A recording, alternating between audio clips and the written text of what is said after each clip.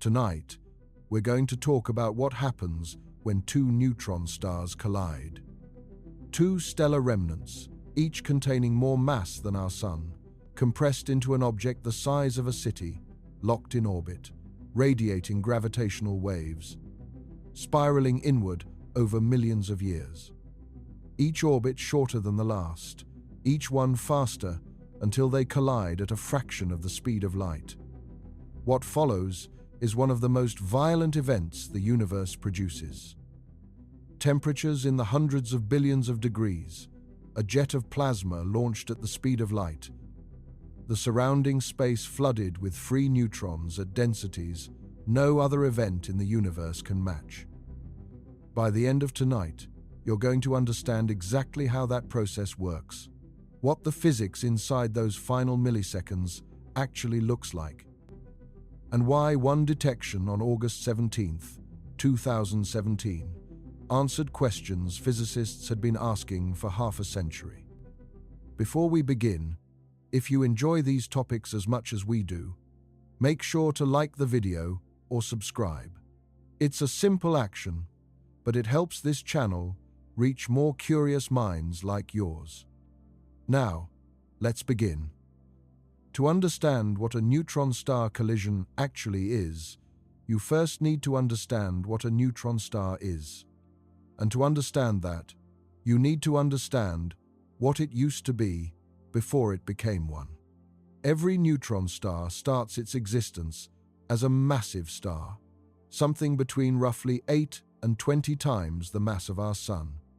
These stars are not subtle objects. They burn hot, they burn extraordinarily bright, and they burn fast. Our Sun has enough hydrogen fuel to sustain itself for roughly 10 billion years, and it's currently about halfway through that supply. A star 20 times more massive might exhaust its core fuel in a few million years. It races through its life at a furious pace, spending everything it has. Inside the core of such a star, nuclear fusion proceeds through a sequence of stages.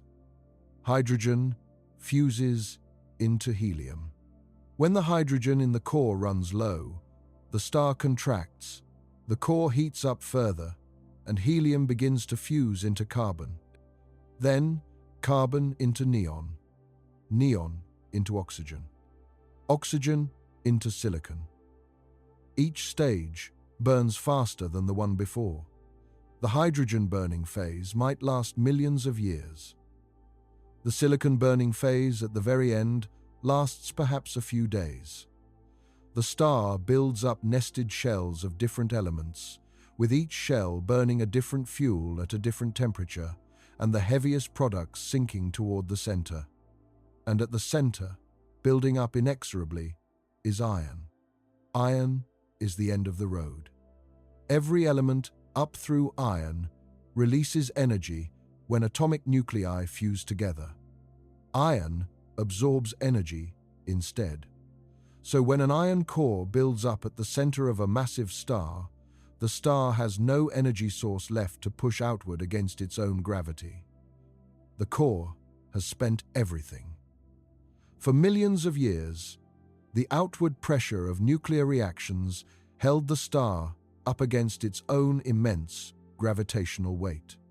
Remove that pressure, and what follows is almost incomprehensible in its violence and its speed. The iron core, which can be roughly the size of Earth at that point, collapses to an object roughly 20 to 25 kilometers across in less than a second. Less than a second.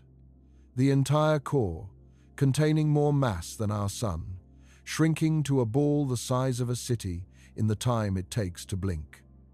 During that collapse, the density becomes so extreme that electrons and protons are forced together, combining into neutrons and releasing particles called neutrinos in enormous quantities.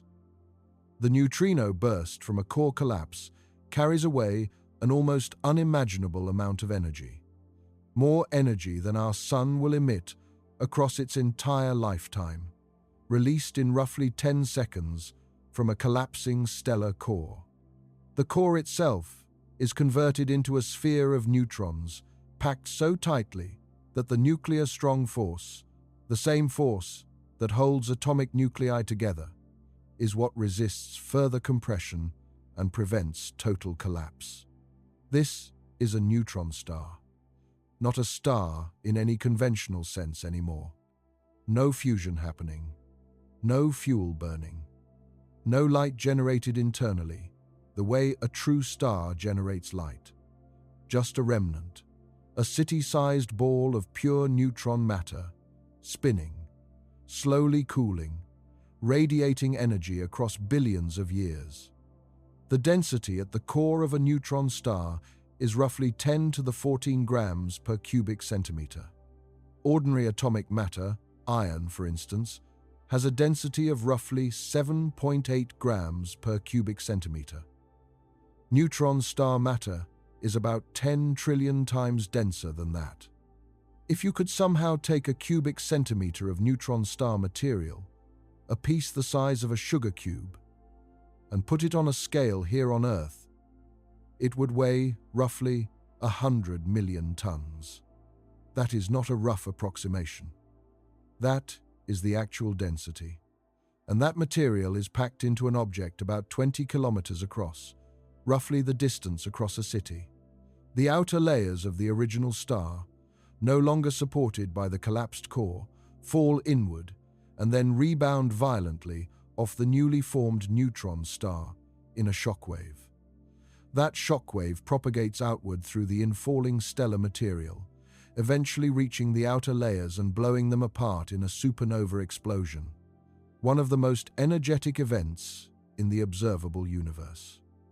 The neutron star survives, spinning at extraordinary rates, sometimes hundreds of times per second, radiating away energy in pulses of electromagnetic radiation as it gradually slows down over millions of years.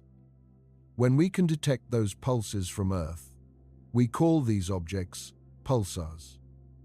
But many neutron stars are born not alone. Massive stars frequently form in binary systems, two stars gravitationally bound together in mutual orbit, each one eventually going through the same sequence of nuclear burning and catastrophic collapse. If both stars are massive enough, both eventually go supernova, both leave behind neutron stars. And those two neutron stars find themselves still bound by gravity, still orbiting each other, perhaps separated by hundreds or thousands of kilometers. What happens next is slow by any human measure of time. But it is absolutely inevitable. General relativity, Einstein's theory of gravity, tells us that two massive objects orbiting each other don't orbit in silence forever. They radiate energy, not heat or light, gravitational waves, ripples in the curvature of spacetime itself, propagating outward at the speed of light in all directions. When two massive objects orbit each other, they continuously distort the fabric of spacetime around them. Those distortions propagate away as waves. The energy carried by those waves has to come from somewhere. It comes from the orbit. As energy drains away in gravitational waves, the orbit shrinks. The two neutron stars spiral slowly inward, imperceptibly at first. Over millions of years, the orbit might shrink by an amount measured in meters per year. But the process accelerates. As the orbit shrinks, the stars move faster. As they move faster, they radiate more strongly. As they radiate more strongly, the orbit shrinks faster still. It is a runaway process, but an extraordinarily slow one initially. The in-spiral from a wide initial orbit to final merger can take tens of millions or hundreds of millions or even billions of years, depending on how massive the neutron stars are and how far apart they started. But the end is always the same. The orbit shrinks until the two neutron stars are separated by only a few kilometers. At that point, the spiral accelerates dramatically. The gravitational wave power spikes upward. The stars accelerate toward each other. The orbit tightens in a cascade that becomes violent over seconds. The gravitational waves sweeping through space-time increase in frequency as the orbital period shortens, chirping upward from low rumbles to higher and higher tones. And then, contact. More precisely, merger. Because at these densities, these speeds, these gravitational forces, the two objects don't so much collide as catastrophically interpenetrate and reorganize in a fraction of a second. The event has a name, kilonova, and it earns it. In the first milliseconds of the merger, the violence reaches a level that is genuinely difficult to put into human terms. The two neutron stars, each containing more mass than our Sun but compressed into something the size of a city, crash into each other at a significant fraction of the speed of light. In the final moments before merger, the neutron stars are moving at roughly 20 to 30% of the speed of light relative to each other. That's between 60,000 and 90,000 kilometers per second. At those speeds, relativistic effects are significant. Time is measurably slowed. The geometry of space itself is distorted around the merger point. The laws of physics at work are those of general relativity operating at full strength, not the Newtonian mechanics of everyday experience. The contact point, the region where the two stars first meet, reaches temperatures in the hundreds of billions of degrees. Not millions, not billions. Hundreds of billions. That is hotter than the interior of our Sun by several orders of magnitude. It is hotter than the universe was a few seconds after the Big Bang. At those temperatures, matter behaves in ways that have no analogy in ordinary experience. Neutrons are liberated and recombined. Protons are created and destroyed on timescales of fractions of a millisecond. The nuclear material is a churning, rotating, oscillating soup operating at densities where the standard model of particle physics is being pushed to its absolute limits. What happens in the first few milliseconds after the merger depends critically on the combined mass of the two neutron stars. If the total combined mass is below a certain threshold, roughly 2 to 3 times the mass of our Sun, depending on the equation of state of dense nuclear matter, the merged object can temporarily survive as what physicists call a hypermassive neutron star. This is not a stable object. It is spinning extraordinarily fast, perhaps thousands of times per second in its interior. It is held up partly by centrifugal support and partly by thermal pressure from the heat of the merger itself. It is radiating gravitational waves in powerful bursts at characteristic frequencies that future detectors may one day resolve directly. It is wobbling and oscillating, vibration modes ringing through it like a struck bell, each mode at a specific frequency that encodes information about the interior material. But this hypermassive remnant typically cannot survive for long. It is losing rotational energy to gravitational waves. It is cooling. The centrifugal support diminishes as the spin slows.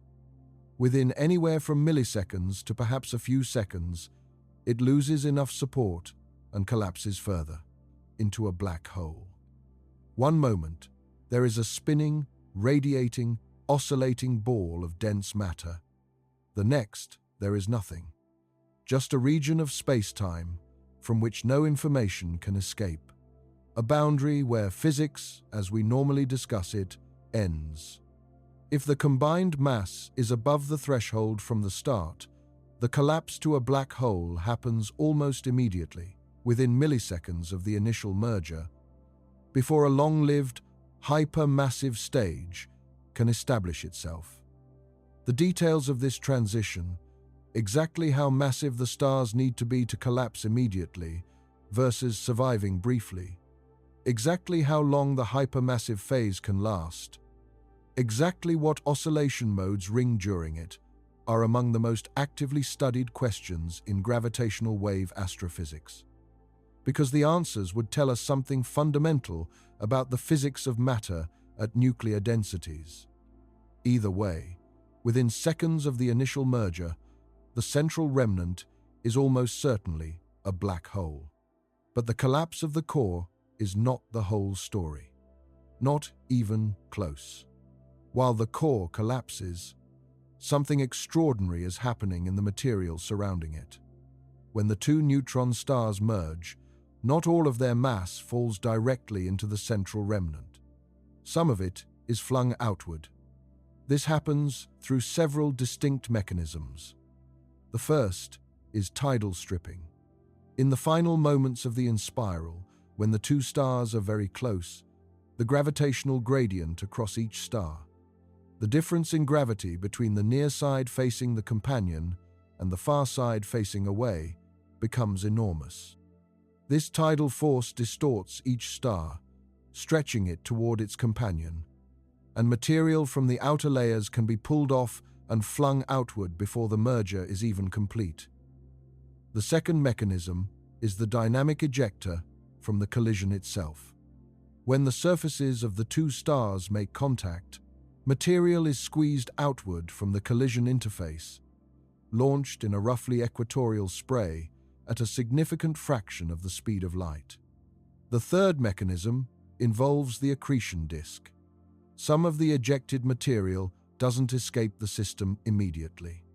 It falls back toward the remnant and settles into a disk of hot, dense, rapidly orbiting material around the central black hole.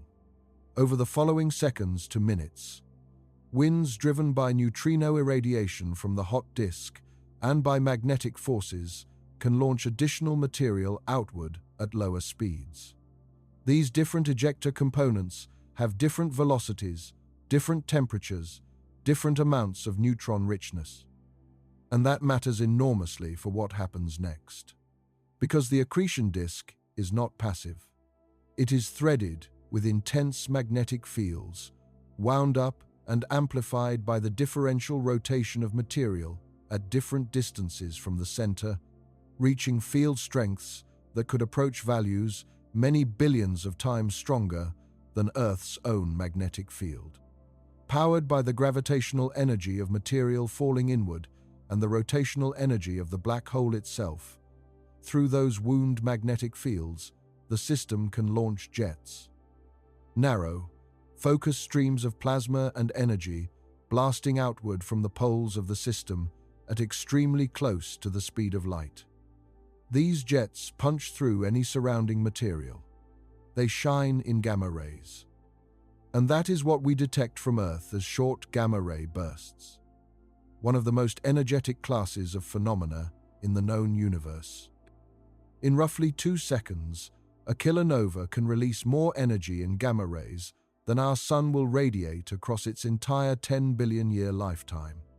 That is not rhetorical. It is a literal statement about the energetics involved. 2 seconds of kilonova gamma ray emission, outcompeting 10 billion years of solar output. The energy released across the full electromagnetic spectrum, from gamma rays down through X-rays, ultraviolet, optical, infrared, all the way to radio wavelengths, is staggering in total.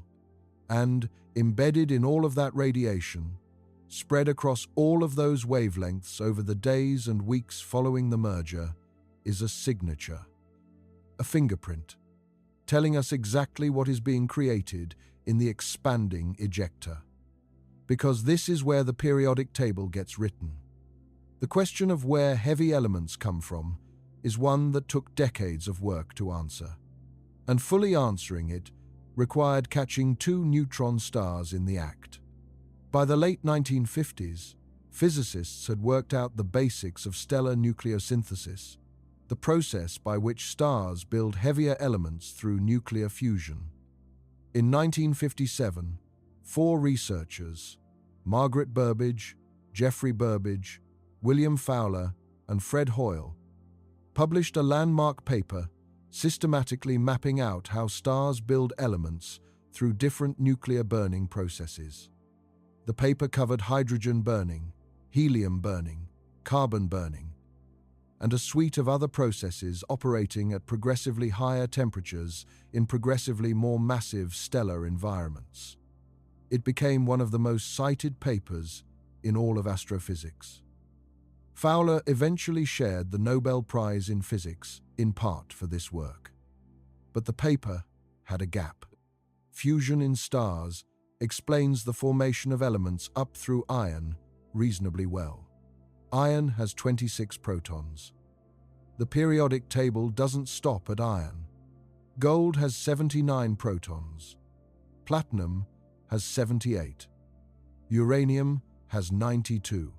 Iodine, which your thyroid depends on for hormone production, has 53. Barium has 56.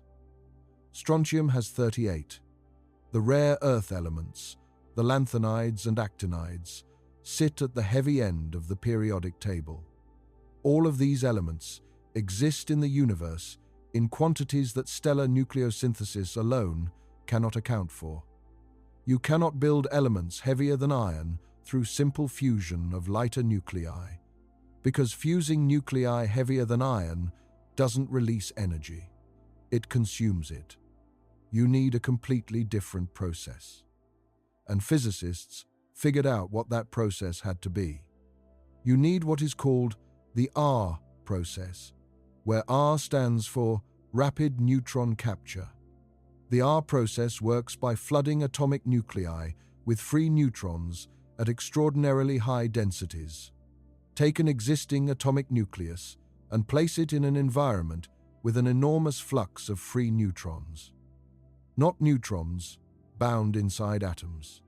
Free neutrons, unattached, available to be absorbed.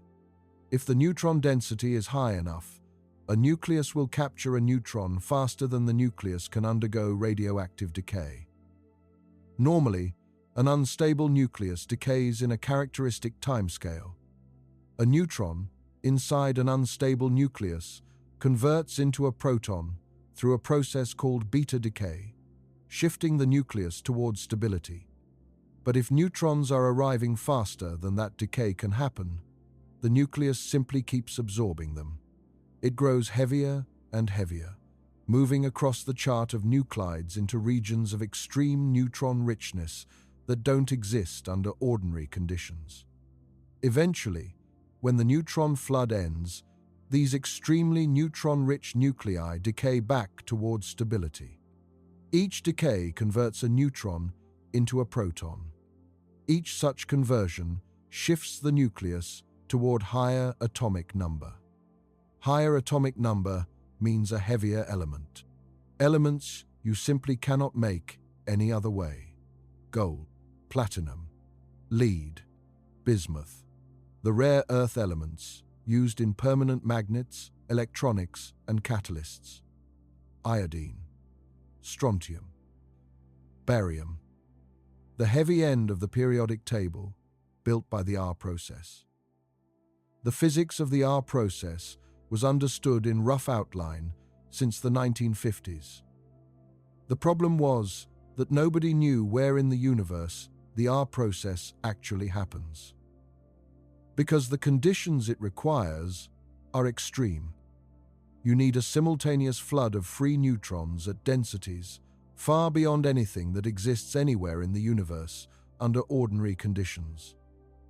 The neutron flux has to be intense enough that capture happens in fractions of a millisecond, not seconds or minutes. For decades, core collapse supernovae were the leading candidate. During a supernova, free neutrons are liberated in large numbers by the core collapse. The conditions are extreme.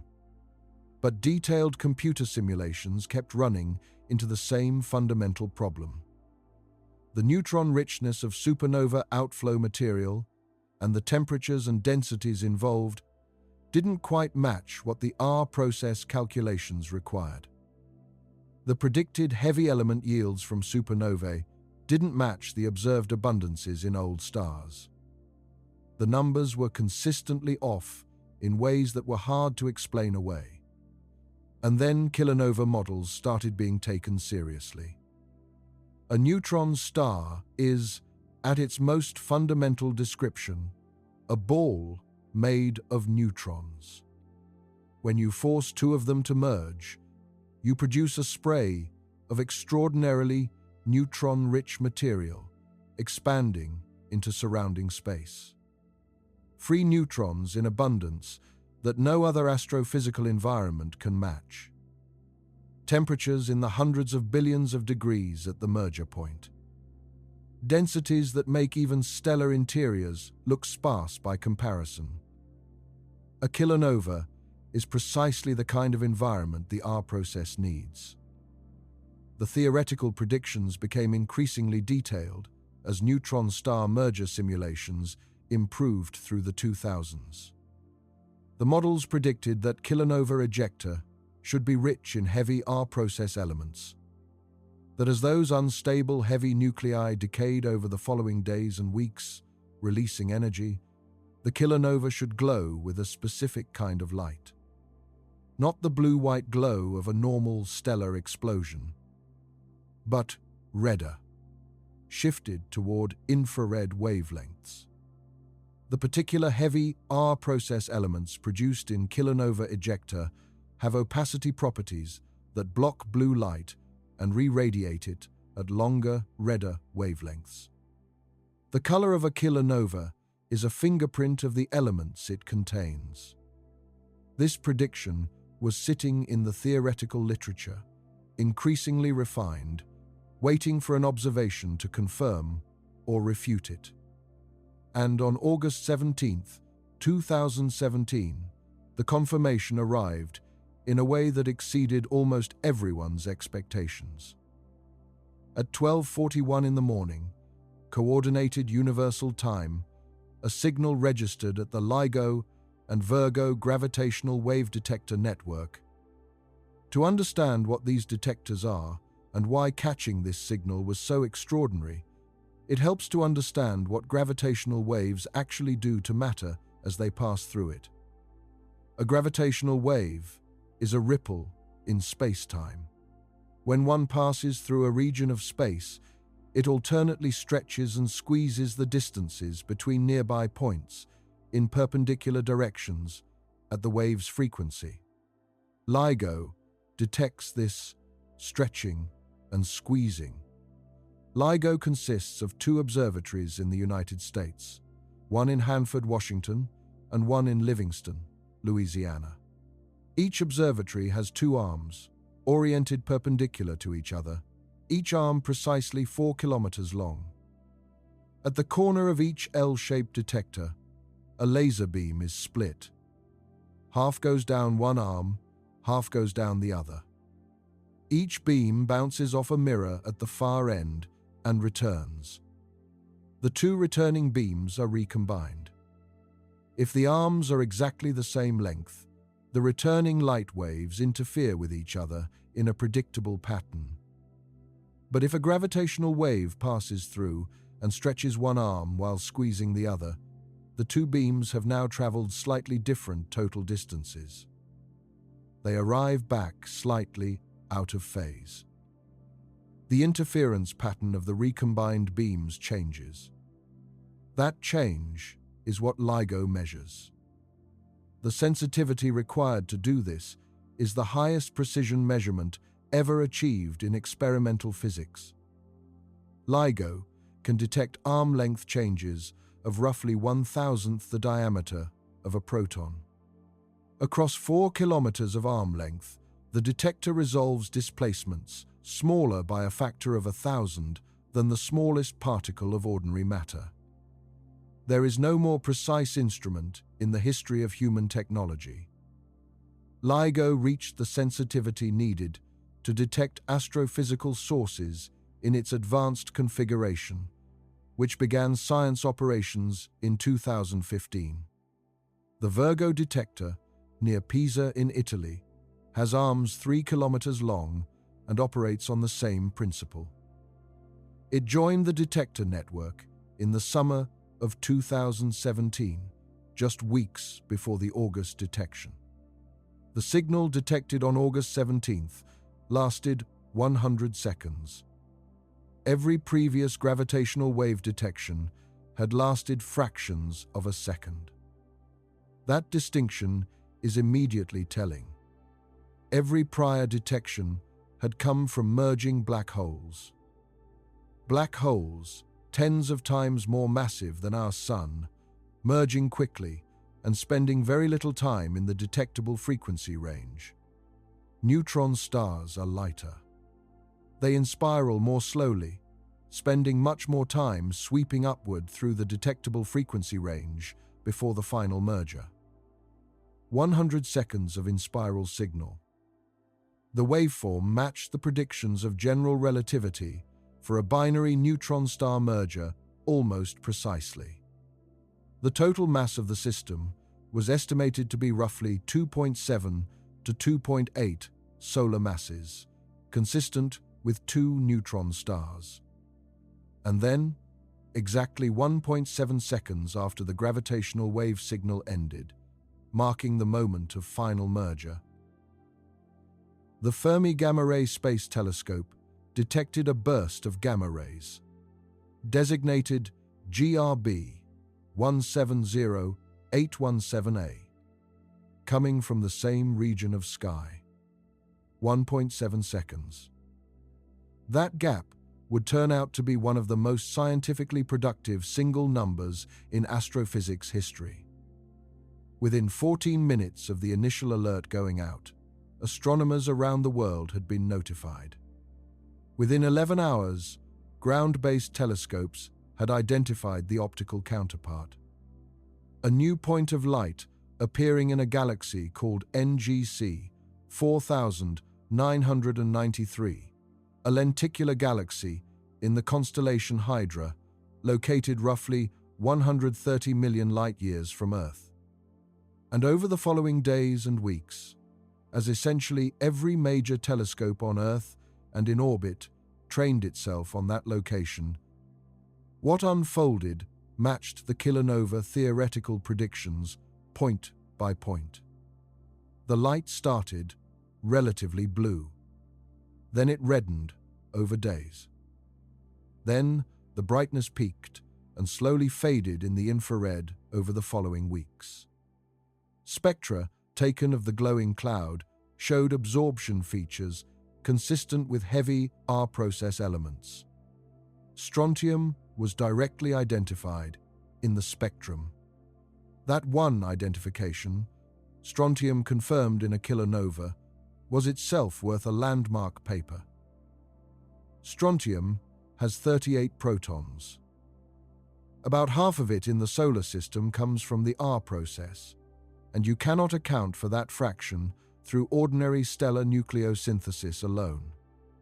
Detecting it in the ejecta of a neutron-star merger in real time was the proof the field had been waiting decades for. For the first time in history, astronomers had watched heavy elements being synthesized as it happened, not inferred from stellar abundances millions of years after the fact, not reconstructed from theoretical models alone, observed directly in the glowing remnant of 2 colliding neutron stars 130 million light-years away. The kilonova model was confirmed. The origin of gold had been answered. The R process had been caught in the act. The 1.7-second gap between the gravitational wave signal and the gamma-ray burst encoded physics that mattered. Einstein's general relativity predicts that gravitational waves propagate at the speed of light. The 1.7-second delay is consistent with the time needed for a relativistic jet to be launched after the merger, punch through surrounding material, and reach a region where gamma rays can escape without being absorbed. It reflects the physics of jet formation, not a difference in travel speed between gravitational waves and light.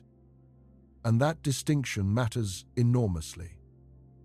Before GW170817, several modified theories of gravity had been proposed as alternatives to general relativity, some motivated by the desire to explain the accelerating expansion of the universe without invoking dark energy.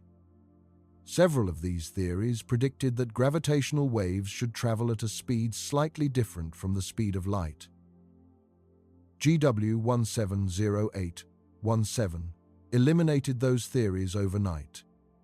Given the distance of 130 million light-years, even a tiny fractional difference in travel speed would accumulate to a difference of months or years in arrival time. Instead, the gravitational wave signal and the gamma-ray burst arrived within 1.7 seconds of each other. The speed of gravitational waves is equal to the speed of light to within a part in 10 to the power of 15. An entire family of modified gravity theories was eliminated by a single observation. The observation also closed a long-standing mystery about short gamma-ray bursts. Short gamma-ray bursts, defined as those lasting less than 2 seconds, had been catalogued since the 1980s. Their central engine was unknown. The leading hypothesis was neutron star mergers. GW170817 proved it. A gravitational wave signal from a confirmed merger, followed by a short gamma-ray burst, made the connection direct and unambiguous. A decades-old astronomical mystery was resolved. GW170817 also gave us a new independent measurement of the Hubble constant, the number describing how fast the universe is expanding. The Hubble constant tells you that for every megaparsec of distance between 2 points in space, those points are receding from each other at a rate in kilometers per second equal to the Hubble constant. A megaparsec is roughly 3.3 million light-years. By the time GW170817 was detected, 2 different methods of measuring the Hubble constant were giving slightly different answers, and the discrepancy had become statistically significant. Measurements from the cosmic microwave background, the faint radiation left over from the early universe, give a Hubble constant of roughly 67 kilometers per second per megaparsec.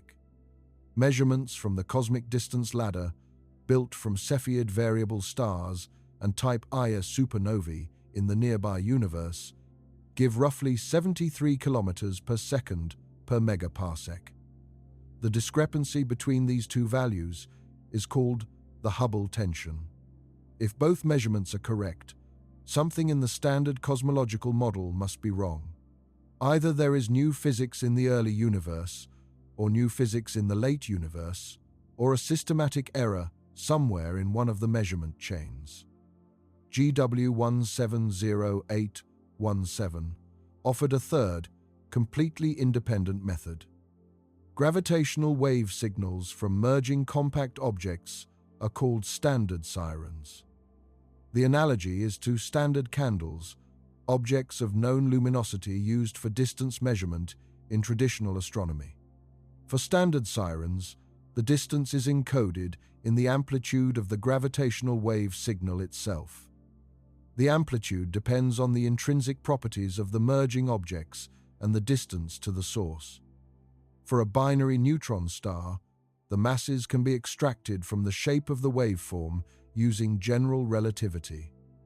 Knowing the masses and the waveform amplitude, you can calculate how strong the merger would be at any given distance. Comparing that to how strong it actually appears in the detector gives the distance directly.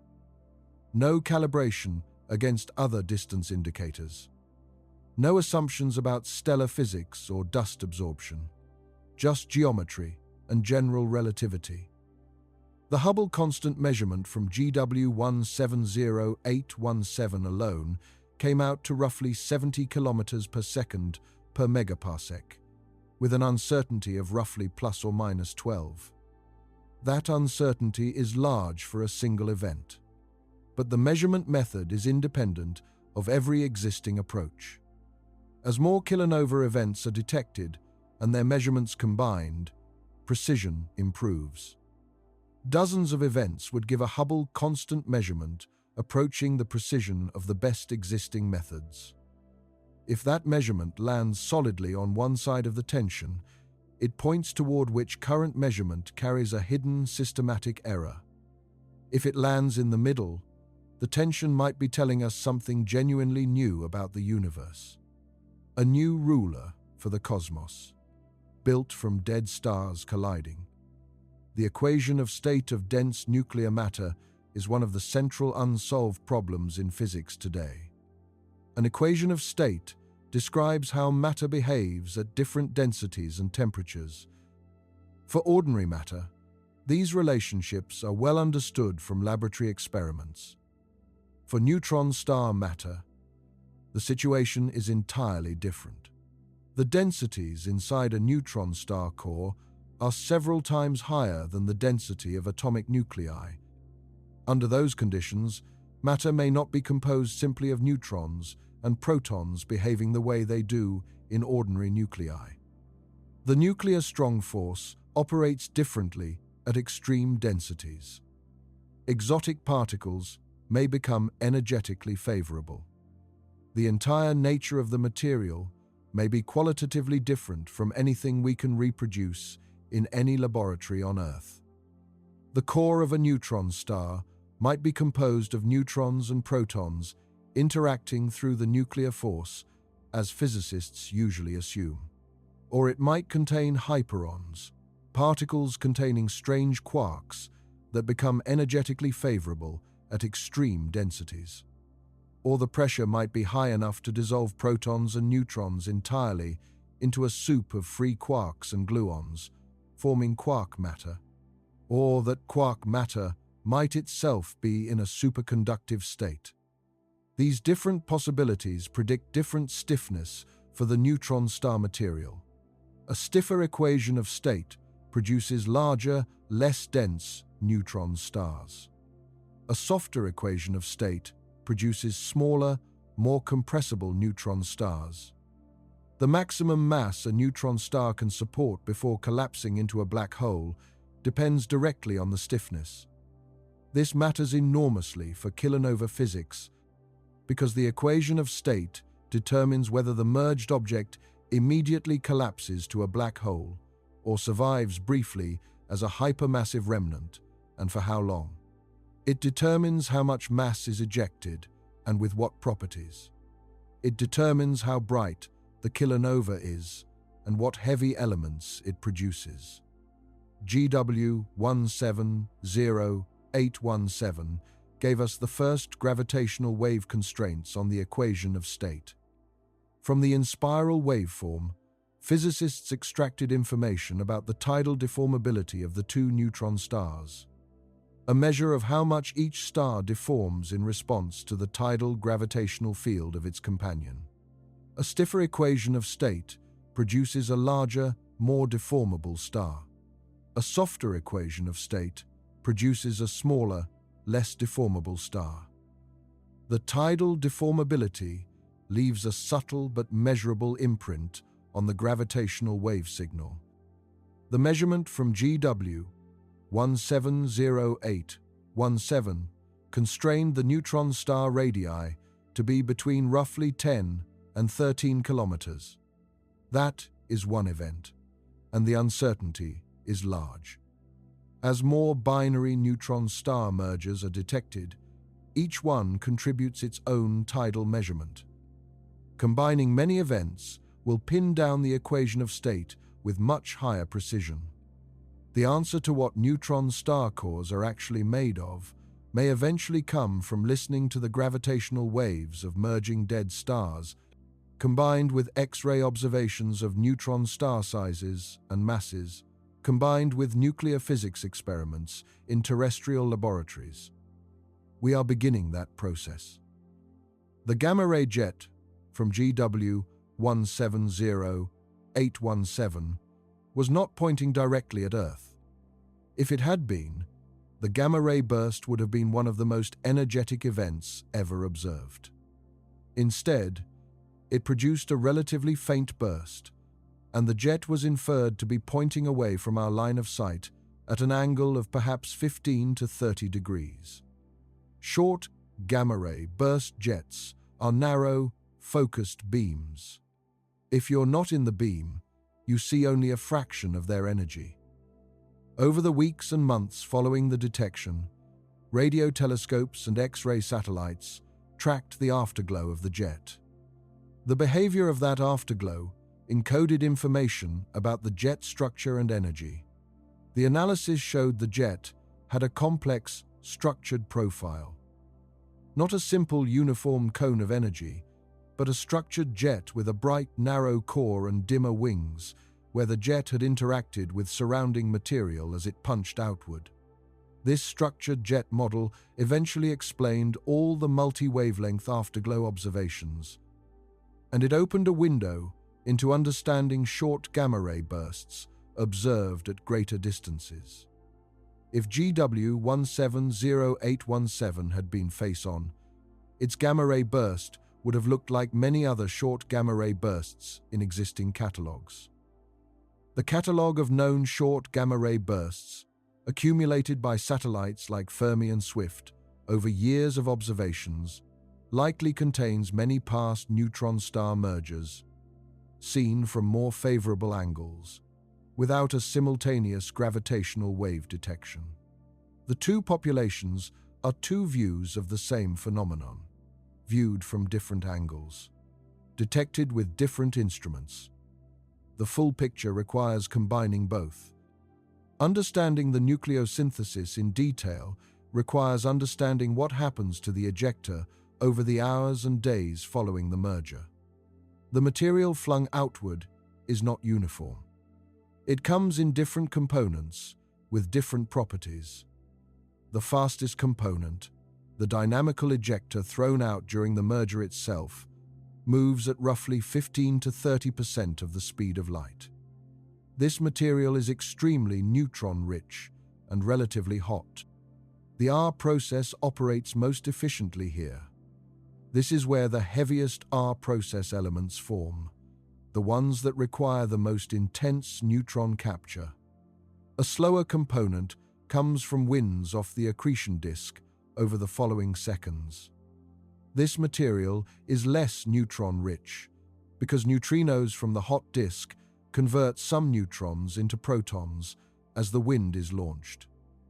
This component tends to produce lighter R process elements, things in the strontium to barium mass range rather than the gold to uranium range. The difference in neutron richness between these components produces a difference in which heavy elements are made and a difference in how they glow. The fast, heavy element-rich component absorbs blue light strongly because lanthanide elements have extremely complex atomic structures with many electron transitions at optical wavelengths. This makes it appear red and infrared. The slower, lighter element component is less opaque at blue wavelengths and appears bluer in the first day or two. The evolution of a kilonova's color over time reflects this layered structure. Blue at first, as we see the outer, lighter, element-rich material. Then, increasingly red, as the inner, heavier element-rich material becomes visible as the outer layers thin. GW 170817 showed exactly this evolution. The detailed color evolution, studied by dozens of telescopes over days and weeks, matched theoretical predictions at the level that constitutes genuine confirmation. The models were right. The physics was right. And embedded in that confirmed physics is the conclusion that gold and platinum are being made. Right now, somewhere in the universe, in a kilonova that nobody detected, because the detectors didn't exist, or because it was too far away, or because it was behind dust. The universe makes gold continuously, has been making it for billions of years and will continue making it for billions more. We just needed one event, close enough and well-positioned enough to watch it happen. Since GW 170817, the gravitational wave detector network has continued to evolve. LIGO operated multiple subsequent observing runs, accumulating dozens of detections, the large majority of which were binary black hole mergers. A handful were candidates for binary neutron star mergers or neutron star black hole mergers. GW 190425, detected in April of 2019, had a total mass of about 3.4 solar masses, higher than GW 170817, and possibly at the edge of or beyond the range of typical neutron star masses. It may have been a binary neutron star merger, or it may have involved a more exotic configuration. Only one LIGO detector was fully operational at the time, making sky localization difficult. No confirmed electromagnetic counterpart was found. GW 200105 and GW 200115, both detected in January of 2020, were consistent with mergers of a neutron star with a black hole. Neutron star black hole mergers are a different category of event from pure binary neutron star mergers.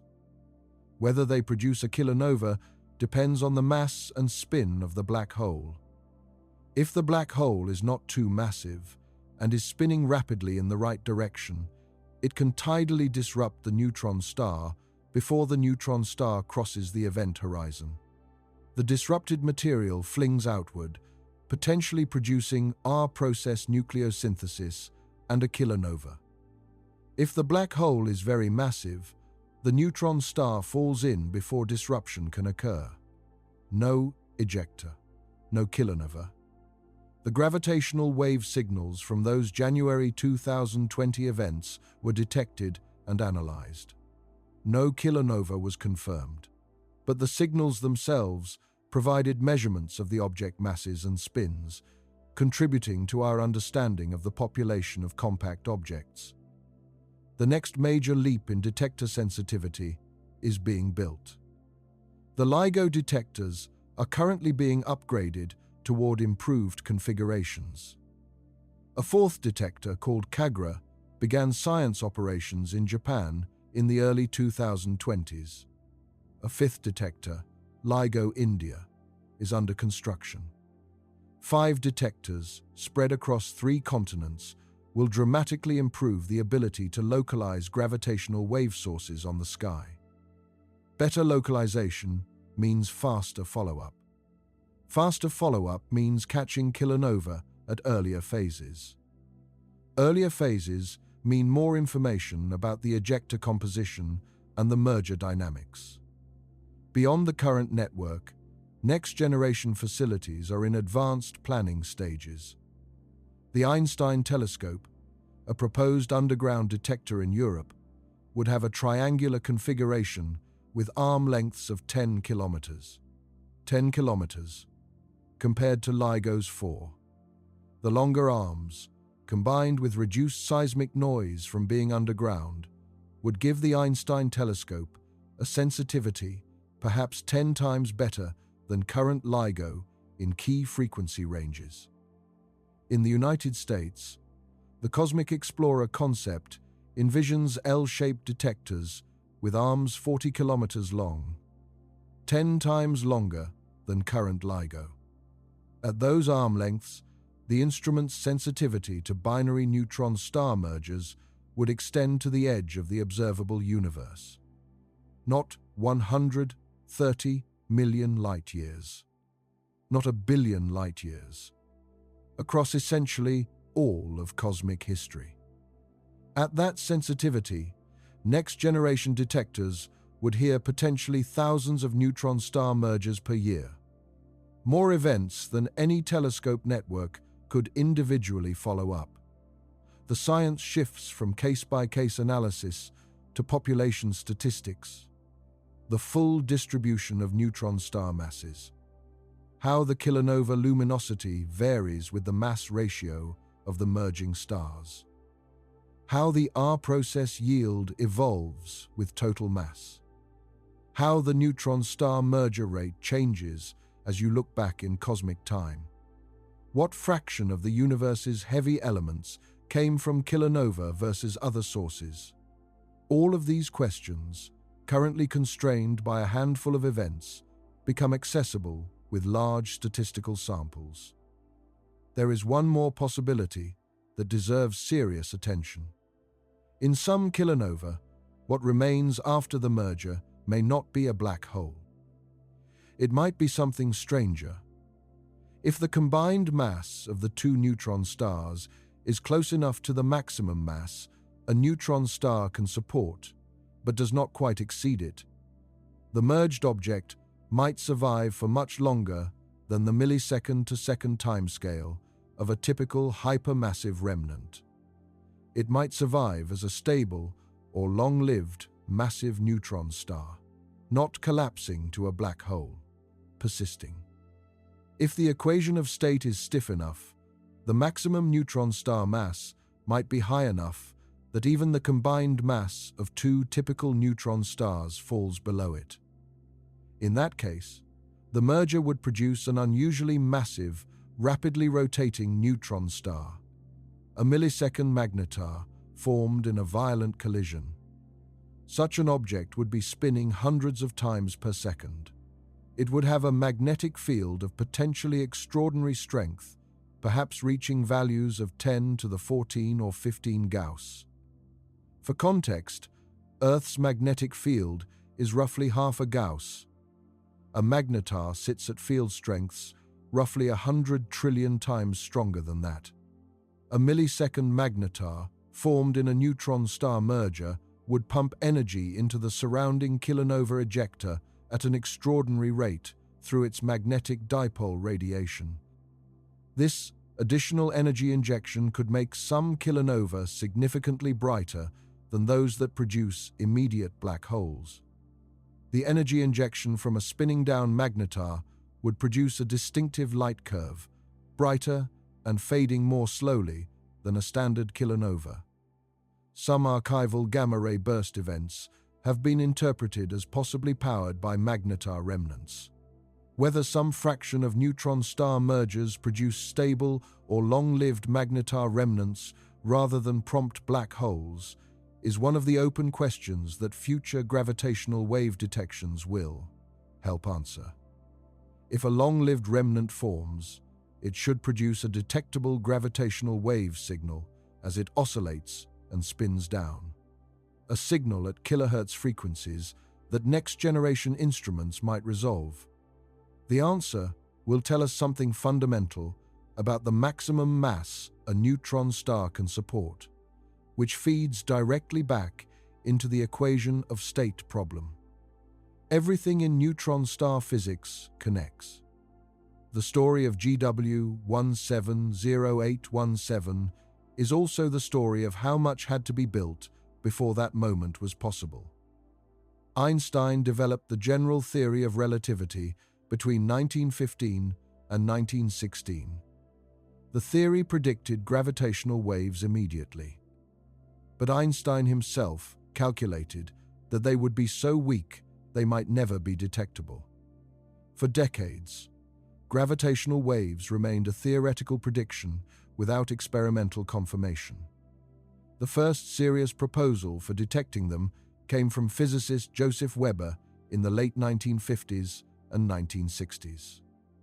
Weber built resonant bar detectors, large aluminum cylinders designed to ring when a gravitational wave passed through. He claimed detections in the late 1960s that were not subsequently confirmed. But the field was born. The conceptual framework for laser interferometric gravitational wave detection was developed through the 1970s and 80s. Rainer Weiss at MIT did foundational work on using laser interferometry to detect the tiny length changes induced by gravitational waves. Kip Thorne at Caltech worked on the astrophysical theory, predicting what signals should be detectable and from what sources. Ronald Drever contributed key ideas about building stable laser systems with the necessary properties. Caltech and MIT signed a joint agreement for the design and construction of LIGO in 1984. A formal construction proposal was submitted to the National Science Foundation in 1989. Funding was approved in 1990. Construction of the two detector sites began. The first observing runs in the early 2000s were not sensitive enough to detect any astrophysical sources. The detectors were upgraded to an advanced configuration over several years. And, on September 14, 2015, a gravitational wave from two merging black holes rolled through the detectors. The signal lasted 0.2 of a second. It swept upward in frequency from about 35 Hz to 150 Hz. At its peak, the two merging black holes were radiating more power in gravitational waves than the combined light output of all the stars in the observable universe. And LIGO felt it. That detection, GW 150914, was one of the most important experimental results in physics in a century. It confirmed the direct existence of gravitational waves. It confirmed the existence of binary, stellar mass black holes. It opened a new window on the universe. And 2 years later, that window let in GW 170817. Rainer Weiss, Kip Thorne, and Barry Barish received the Nobel Prize in Physics in 2017 for the detection of gravitational waves. The prize was announced on October 3, 2017. The Nobel Committee had made their decision before the full significance of GW 170817 was public. But the scientific community recognized immediately that August 17, 2017, was the beginning of multi-messenger gravitational wave astronomy. Multi-messenger astrophysics is the practice of observing the same cosmic event simultaneously, using more than one fundamental channel of information. For most of human history, the only messenger available was light. Photons, across various wavelengths, visible, radio, infrared, ultraviolet, X-ray, gamma ray. All forms of electromagnetic radiation, all traveling at the same speed, all carrying information about whatever emitted them. Since 2015, gravitational waves became a second messenger. And since 1987, when a nearby supernova called SN 1987, A was detected both in neutrinos and in light. Neutrinos have been established as a third potential messenger for nearby sources. Multi-messenger. Astrophysics means combining information from multiple messengers to study the same source. GW 170817 was the first event to be detected in both gravitational waves and light simultaneously. The combination was more powerful than either alone. The gravitational wave signal told us the masses of the merging objects, confirming they were neutron stars. The gamma-ray burst told us about the jet. The optical and infrared kilonova told us about the R-process nucleosynthesis. The radio and X-ray afterglow told us about the jet geometry and energy.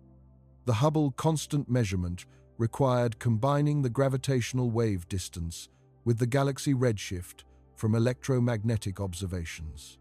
The constraint on the speed of gravitational waves required both signals. None of these results were possible from one messenger alone. All of them required two. The observation of GW 170817 involved over 70 observatories and space missions. The coordinating discovery paper had roughly 3,600 authors. scientists spread across dozens of countries, contributing to a single observation. That is the scale of modern astronomy. That is what it takes to catch the universe doing something genuinely new. The nuclear physics of the R process is another active frontier. The broad picture is established. Neutron-rich material expands outward from a kilonova. Free neutrons are captured by seed nuclei in rapid succession. Extremely neutron-rich nuclei decay back towards stability over hours and days. The products of those decays are the heavy elements we observe. But the details are genuinely complex. The nuclei being built in kilonova ejecta are exotic, far from stability on the chart of nuclides. Many of them have never been synthesized in any laboratory on Earth. Their masses, which determine the energetics of reactions, are uncertain. Their half-lives, which determine how quickly they decay, are uncertain. Their neutron capture cross-sections, which determine how readily they absorb neutrons, are uncertain. All of these nuclear properties feed into the calculations that predict which heavy elements are made in what proportions. Uncertainties in the nuclear physics translate directly into uncertainties in the predicted kilonova emission and in the predicted abundances of heavy elements. To make progress, physicists need to measure the properties of these exotic nuclei. That requires producing them in the laboratory, which means accelerating heavy nuclei to high energies and fragmenting them. The Facility for Rare Isotope Beams at Michigan State University in the United States, which began full science operations in 2022, is specifically designed for this purpose. It can produce and study isotopes that exist for milliseconds before decaying. Isotopes that exist nowhere in the observable universe under ordinary conditions. Similar facilities exist or are under development in Europe and Japan. Riken in Japan and the facilities at CERN and GSI in Germany contribute complementary measurements. Over the next decade, a comprehensive database of exotic nuclear properties will be assembled. Feeding that database into our process calculations, combined with better kilonova observations from future gravitational wave events, will give us a precise, quantitative understanding of heavy element nucleosynthesis. We will know not just that kilonova make gold, but exactly how much gold per merger. The timing of GW 170817, the sequence of events over days and weeks, is what made it so scientifically productive. The gravitational wave signal arrived first. Then, the gamma ray burst, 1.7 seconds later. Then, the optical transient, identified 11 hours after the initial alert. Over the next days, ultraviolet telescopes tracked the UV emission as it faded rapidly. Over the next weeks, X-ray and radio telescopes tracked the jet afterglow as it brightened and then slowly faded. The combination of all these observations across the full electromagnetic spectrum over a window of weeks provided a comprehensive physical picture of the event. The ultraviolet and optical emission in the first day came from the hot, blue, fast component of the ejector. The redder infrared emission, peaking over the following days, came from the slower, more neutron-rich material, where heavy R process elements were decaying and releasing energy.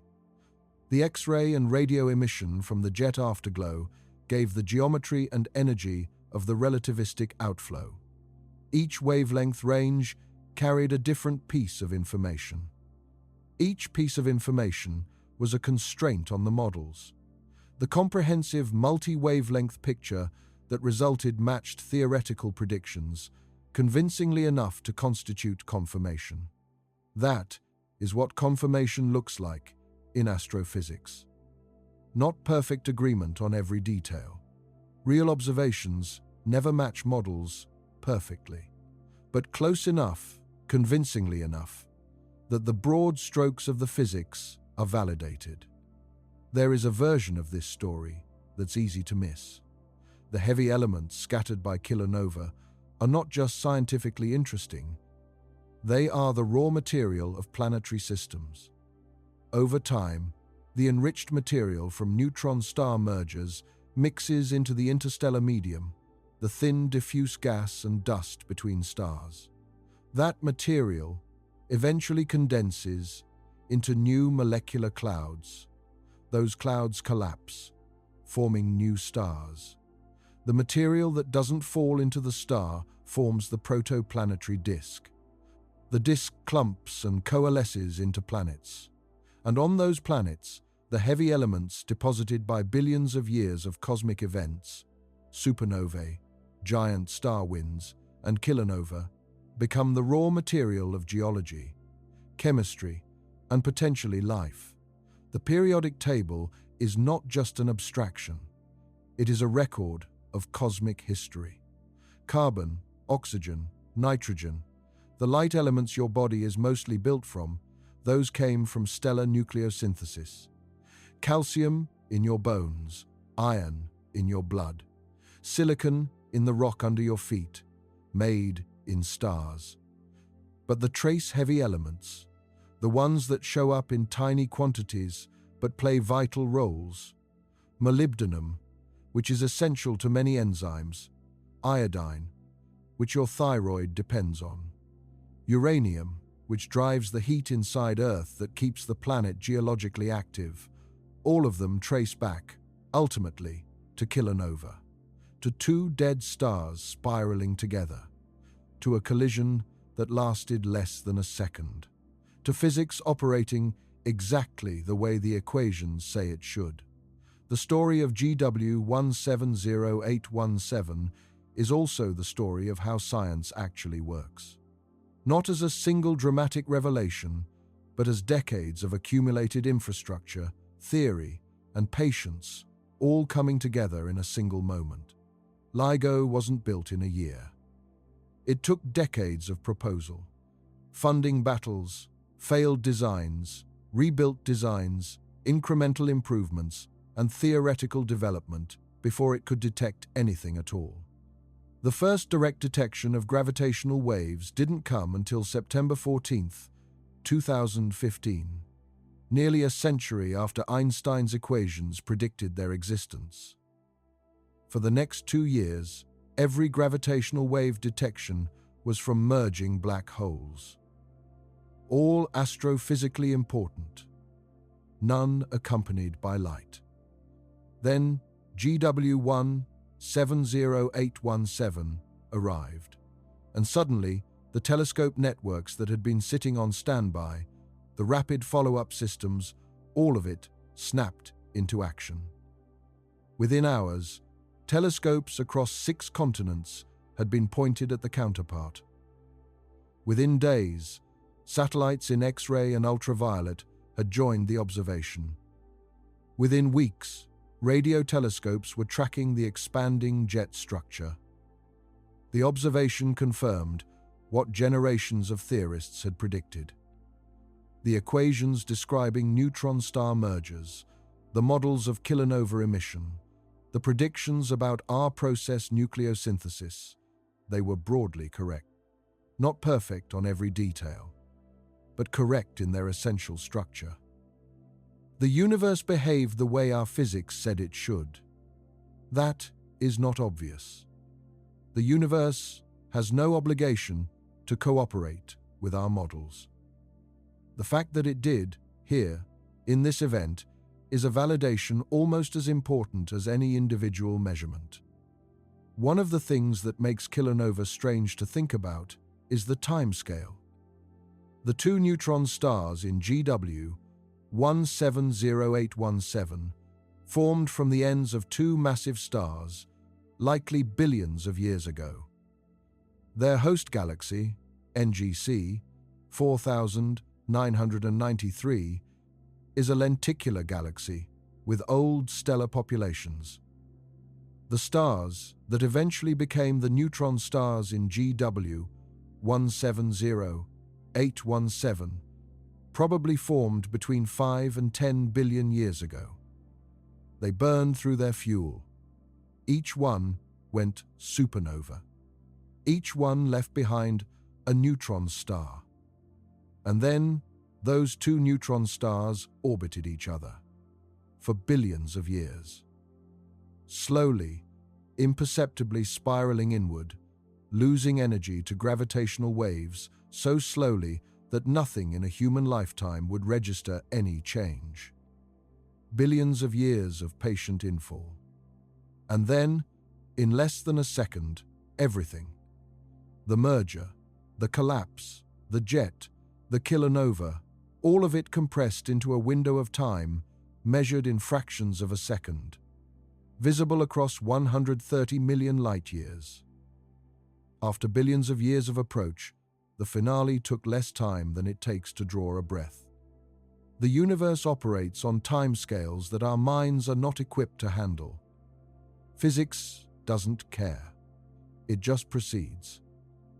The history of how we came to understand the origin of heavy elements is a story in itself, and it's worth telling because it shows how science actually accumulates.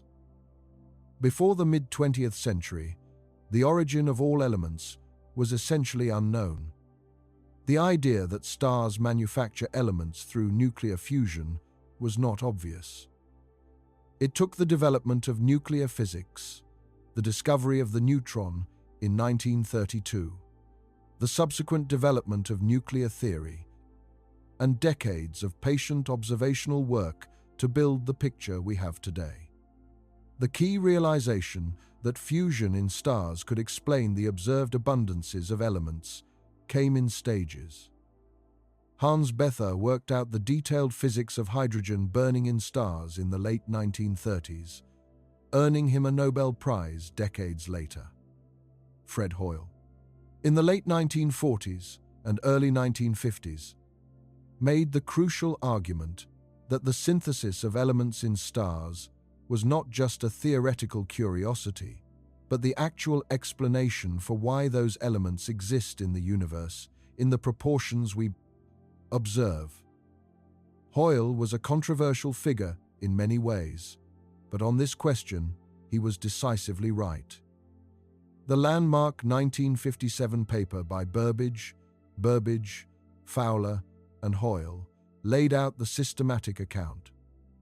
But even that paper left the R process as an identified process with an unknown site. They knew it had to happen. They didn't know where.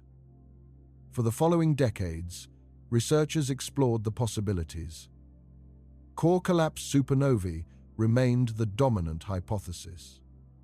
The conditions in the neutrino-driven wind above a newly born neutron star seemed like they might produce the required neutron richness. Simulations in the 1990s showed some promise. But as computational power improved and simulations became more realistic, the conditions kept falling short of what the R process required. The neutron fraction in the wind was too low, the entropy too high, the timescale too slow.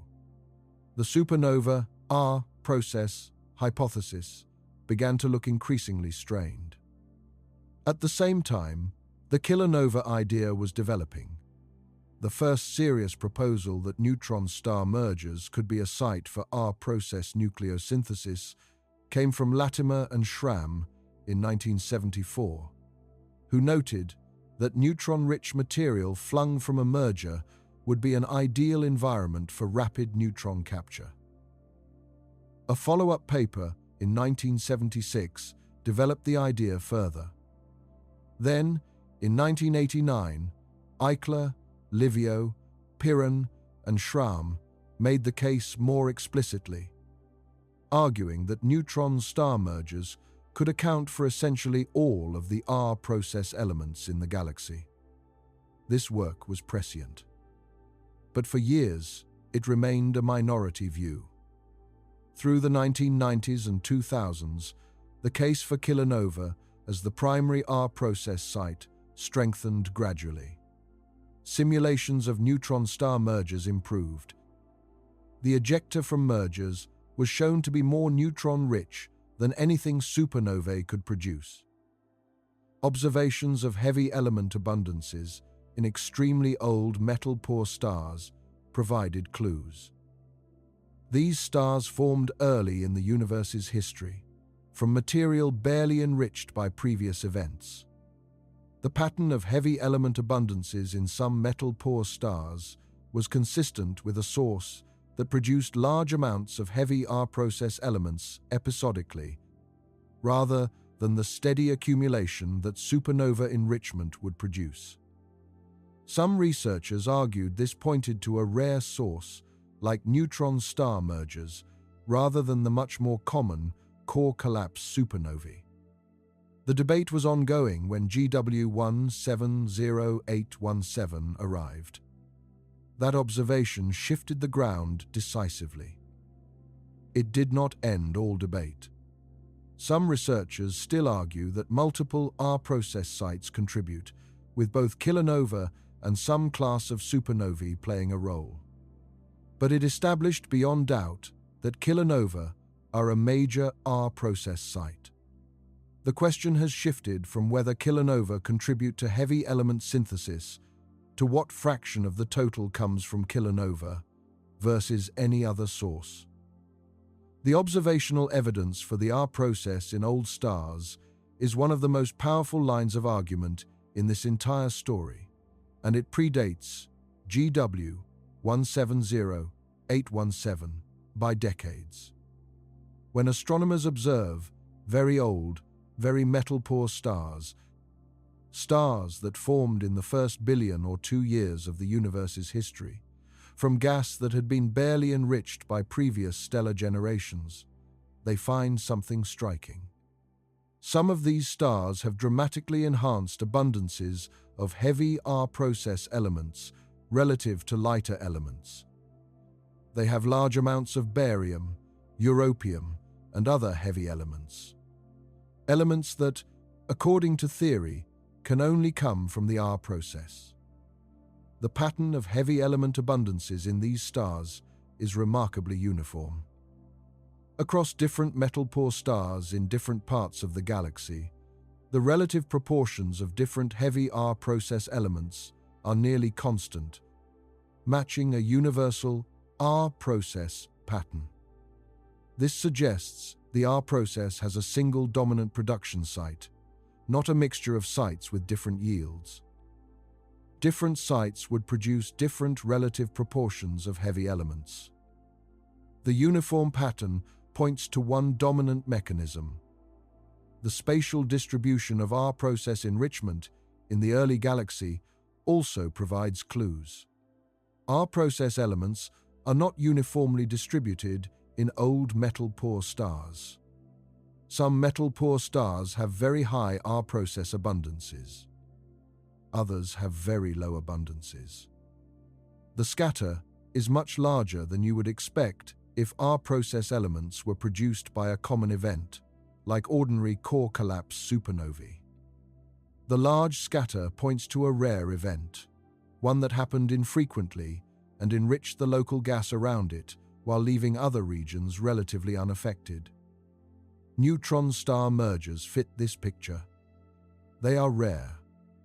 They occur in specific locations. They produce large amounts of R process material concentrated in a local region.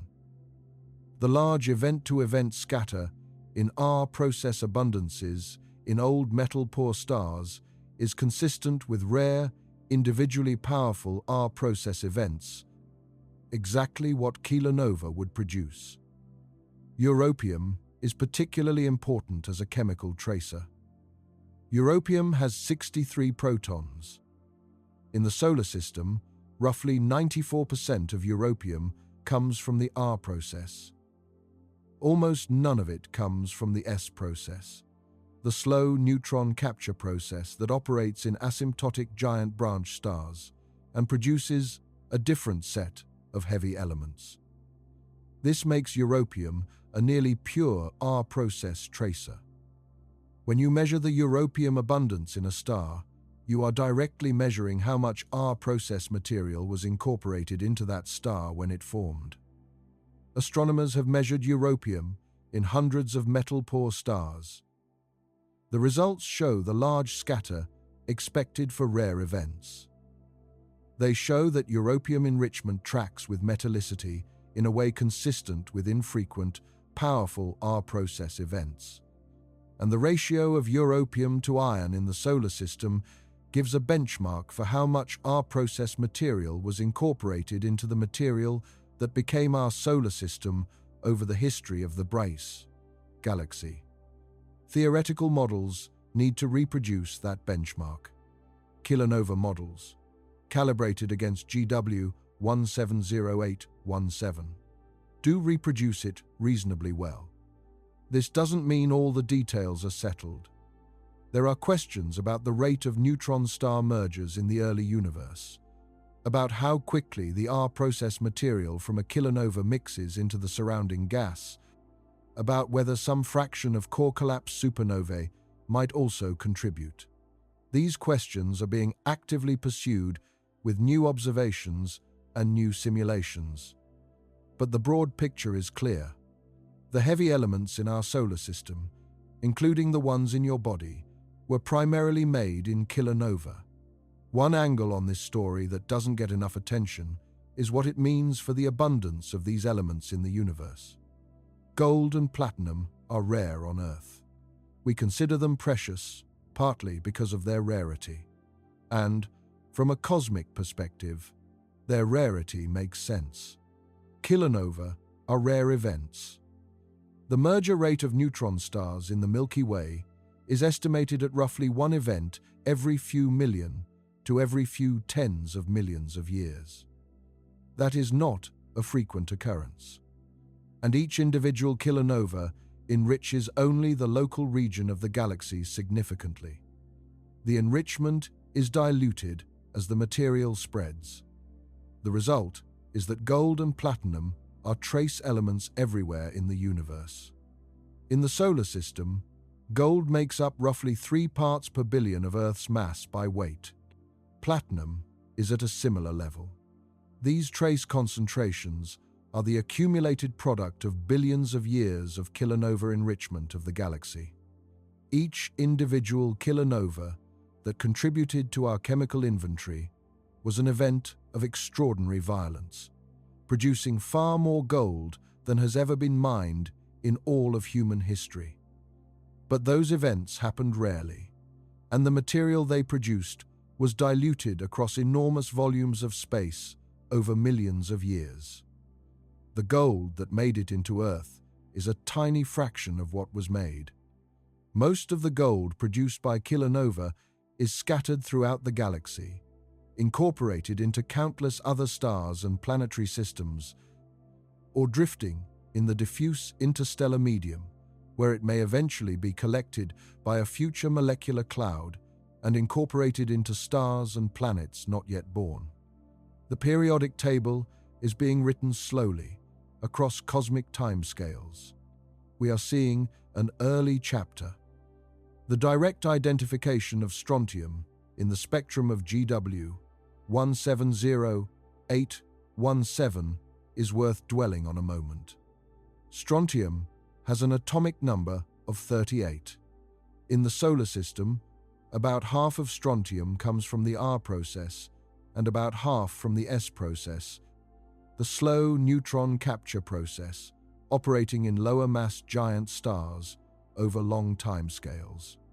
Identifying strontium in the kilonova spectrum required careful spectral analysis.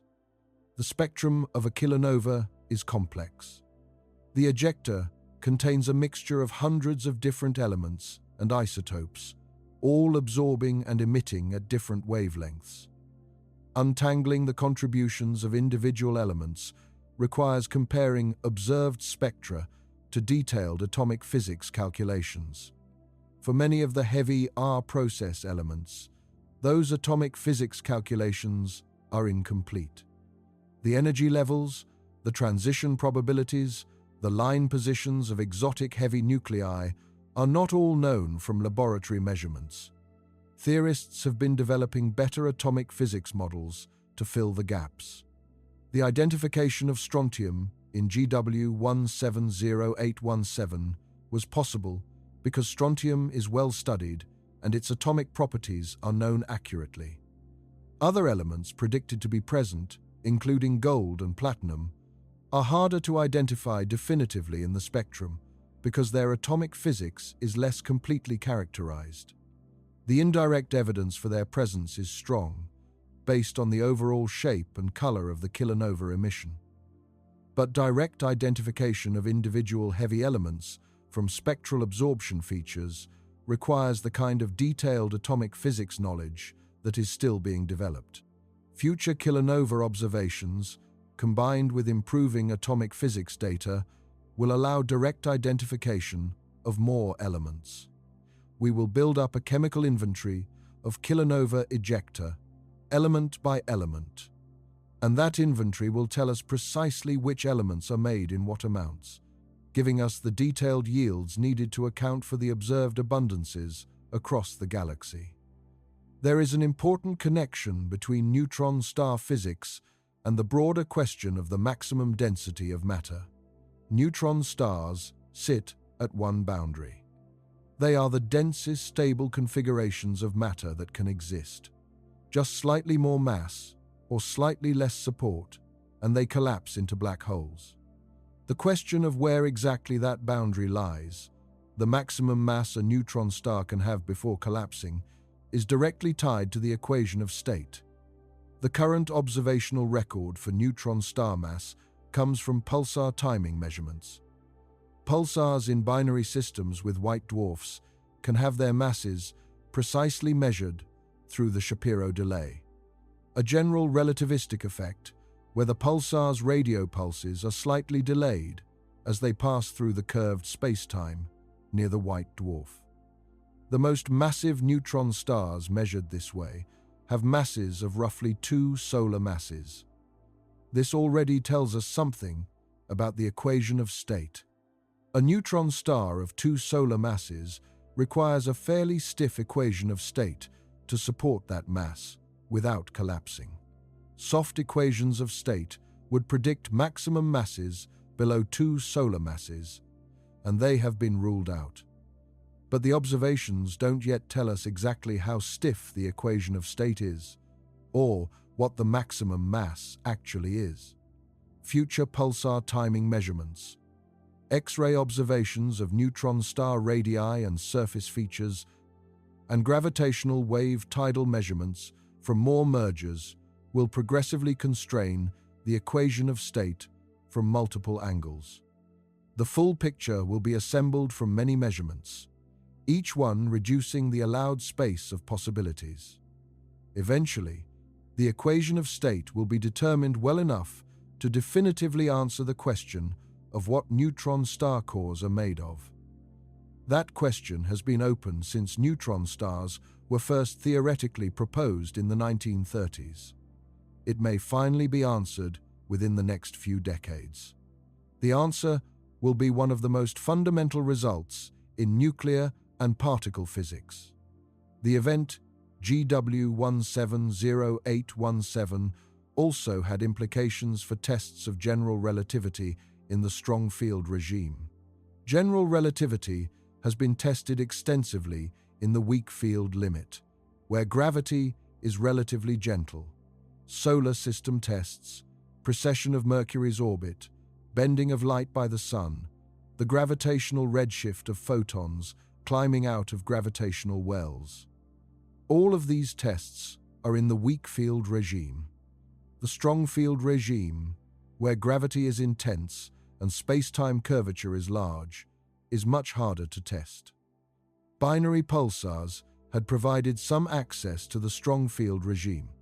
The Hulse-Taylor binary pulsar, discovered in 1974, showed orbital decay precisely consistent with general relativity's prediction of gravitational wave energy loss. This was an indirect test. The direct detection of gravitational waves with LIGO beginning in 2015, provided strong field tests at a new level of precision. The waveforms of merging black holes and neutron stars carry detailed information about the dynamics in the intense gravity of the merger. Comparing those waveforms to the predictions of general relativity tests the theory in a regime it had never been tested before. GW170817 added a particularly powerful test. The constraint on the speed of gravitational waves, equal to the speed of light to parts in 10 to the 15, is a precise test of a fundamental prediction of general relativity. The arrival of both signals from the same event allowed tests of Lorentz invariance, the principle that the laws of physics are the same in all inertial reference frames. Any violation of Lorentz invariance would typically cause the two signals to travel at slightly different speeds. No such violation was detected. General relativity passed every test. GW170817 provided. Every test that has been performed with higher and higher precision has continued to be consistent with general relativity. That consistency is itself remarkable. A theory developed in 1915, before quantum mechanics, before modern particle physics, before the discovery of most of the phenomena it now describes, continues to pass every precision test we can design. Future gravitational wave detections with next-generation instruments will push these tests to new levels of precision. If general relativity eventually fails, it will tell us something profound about the deeper structure of physics. If it continues to pass, that itself is a profound statement about the universe. The role of neutrinos in neutron-star mergers deserves more attention than it often gets. Neutrinos are the ghost particles of the Standard Model. They interact through only the weak nuclear force and gravity. They pass through ordinary matter with barely any interaction. A neutrino can pass through a light year of lead with only a 50% chance of interacting. But in the extreme environment of a neutron-star merger, neutrino densities are so high that they matter enormously. In the first moments after the merger, the temperature is so extreme that neutrinos are produced in vast numbers by reactions involving neutrons, protons, and electrons. These neutrinos carry away energy. They are the primary cooling mechanism for the hot merger remnant. They also affect the composition of the ejector in a critical way. In a free neutron, without any competing reactions, a neutron can decay into a proton, an electron, and an electron antineutrino with a half-life of about 10 minutes. But in the intense environment near the merger, neutrinos drive reactions in both directions. Neutrinos hitting neutrons can convert them to protons. Antineutrinos hitting protons can convert them back to neutrons. The balance of these reactions determines the ratio of neutrons to protons in the ejector as it flows outward. That ratio directly determines how neutron-rich the ejector is, and the neutron richness determines which R process elements are made. Getting the neutrino physics right in kilonova simulations is critically important. The neutrino transport in a merger remnant is a computational challenge of the first order. The neutrinos are not in equilibrium. They are flowing outward. Their spectrum is not thermal. Full three-dimensional general relativistic neutrino transport is still beyond the state-of-the-art for merger simulations, though progress is being made rapidly. The uncertainty in neutrino physics is one of the main reasons kilonova models still have uncertainties in their predicted R-process yields. As simulations improve and include more complete neutrino physics, the predictions will become more precise. And as those predictions can be tested against better observations of future kilonova, The full story of how heavy elements are made will be pinned down in detail. The detection of GW 170817 demonstrated something important about the structure of science that is easy to overlook. The observation was made possible by infrastructure that nobody built for this specific event. LIGO was built to detect gravitational waves from any source. Fermi was built to detect gamma-ray bursts from any source. The global telescope networks were built to observe any interesting transient event. None of these instruments were pointed at NGC 4993 before August 17, 2017. Nobody knew to point them there. The event announced itself through a gravitational wave signal, and the community responded with the full arsenal of existing infrastructure. This is a feature of how modern astronomy works. Surveys and all sky monitoring instruments constantly watch the entire sky. Alert systems distribute notifications within minutes. Follow-up networks are pre-organized and ready to respond. The response to GW 170817 was rapid and comprehensive because the infrastructure was in place. This infrastructure was built over decades, justified by many different scientific goals, maintained by the scientific community because it consistently produces valuable science. The GW 170817 follow-up campaign was not planned. It emerged from a pre-existing network capable of responding to unexpected events. That network continues to improve. Alert systems are faster. Sky localizations are better. More telescopes are automated and can respond to alerts without human intervention. Future events will be caught even more completely than GW 170817. The infrastructure investment of the past decades will continue to pay dividends. Every kilonova detected will add to the scientific return. Some of the most striking implications of GW 170817 are for the long-term future of the universe. In the long term, over tens of billions of years, the rate of neutron star mergers in the universe will decline as galaxies use up their star-forming gas and the stellar population ages. The current epoch is actually well suited for heavy element production. Enough time has passed since the Big Bang that many cycles of stellar generations have occurred, producing neutron stars. Enough time has not yet passed that the neutron star binary population has been exhausted. The rate of kilonova in the universe is probably near its peak, or at least not far below it. In the very long run, the rate will decline.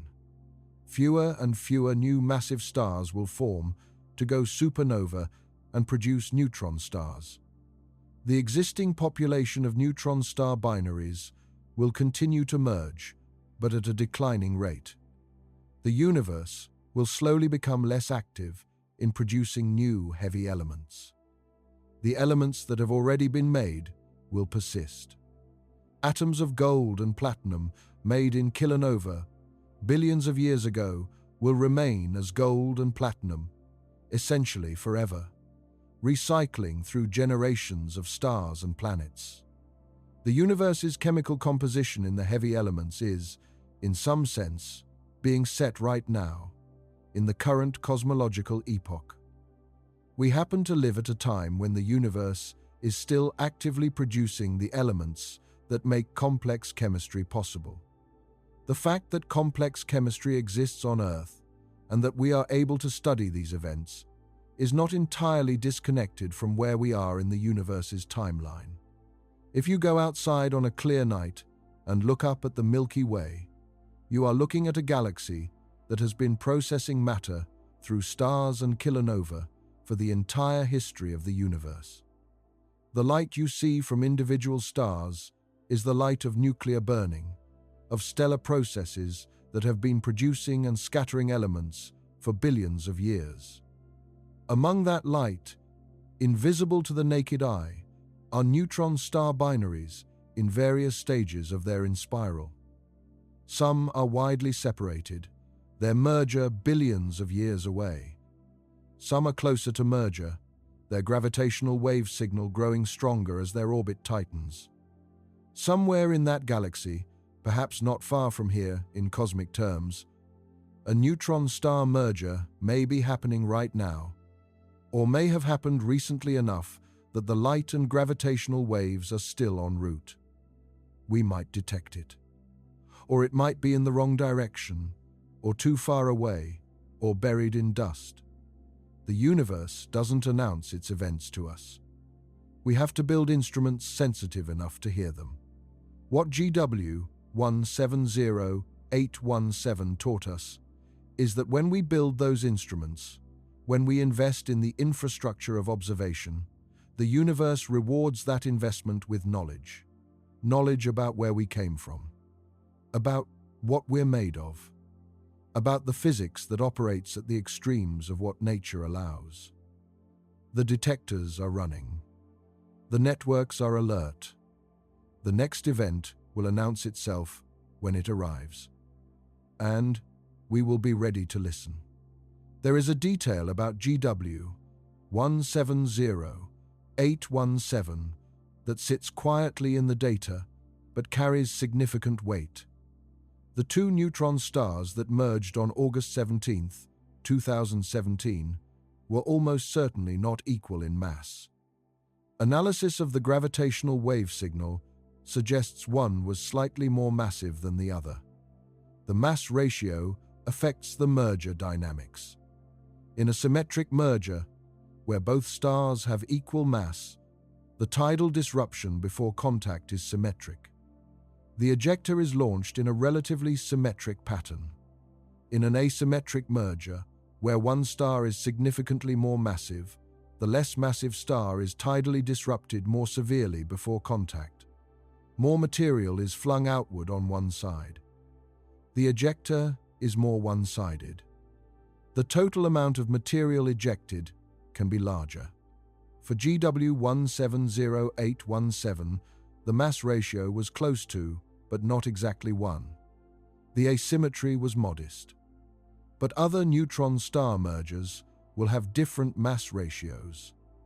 Systems where one star is noticeably more massive than the other may produce more ejecta, more R-process elements, brighter kilonova. The diversity of binary neutron star configurations, different masses, different spins, different mass ratios, translates into a diversity of kilonova events. Some will be bright and prolific heavy element producers. Some will be fainter and produce less.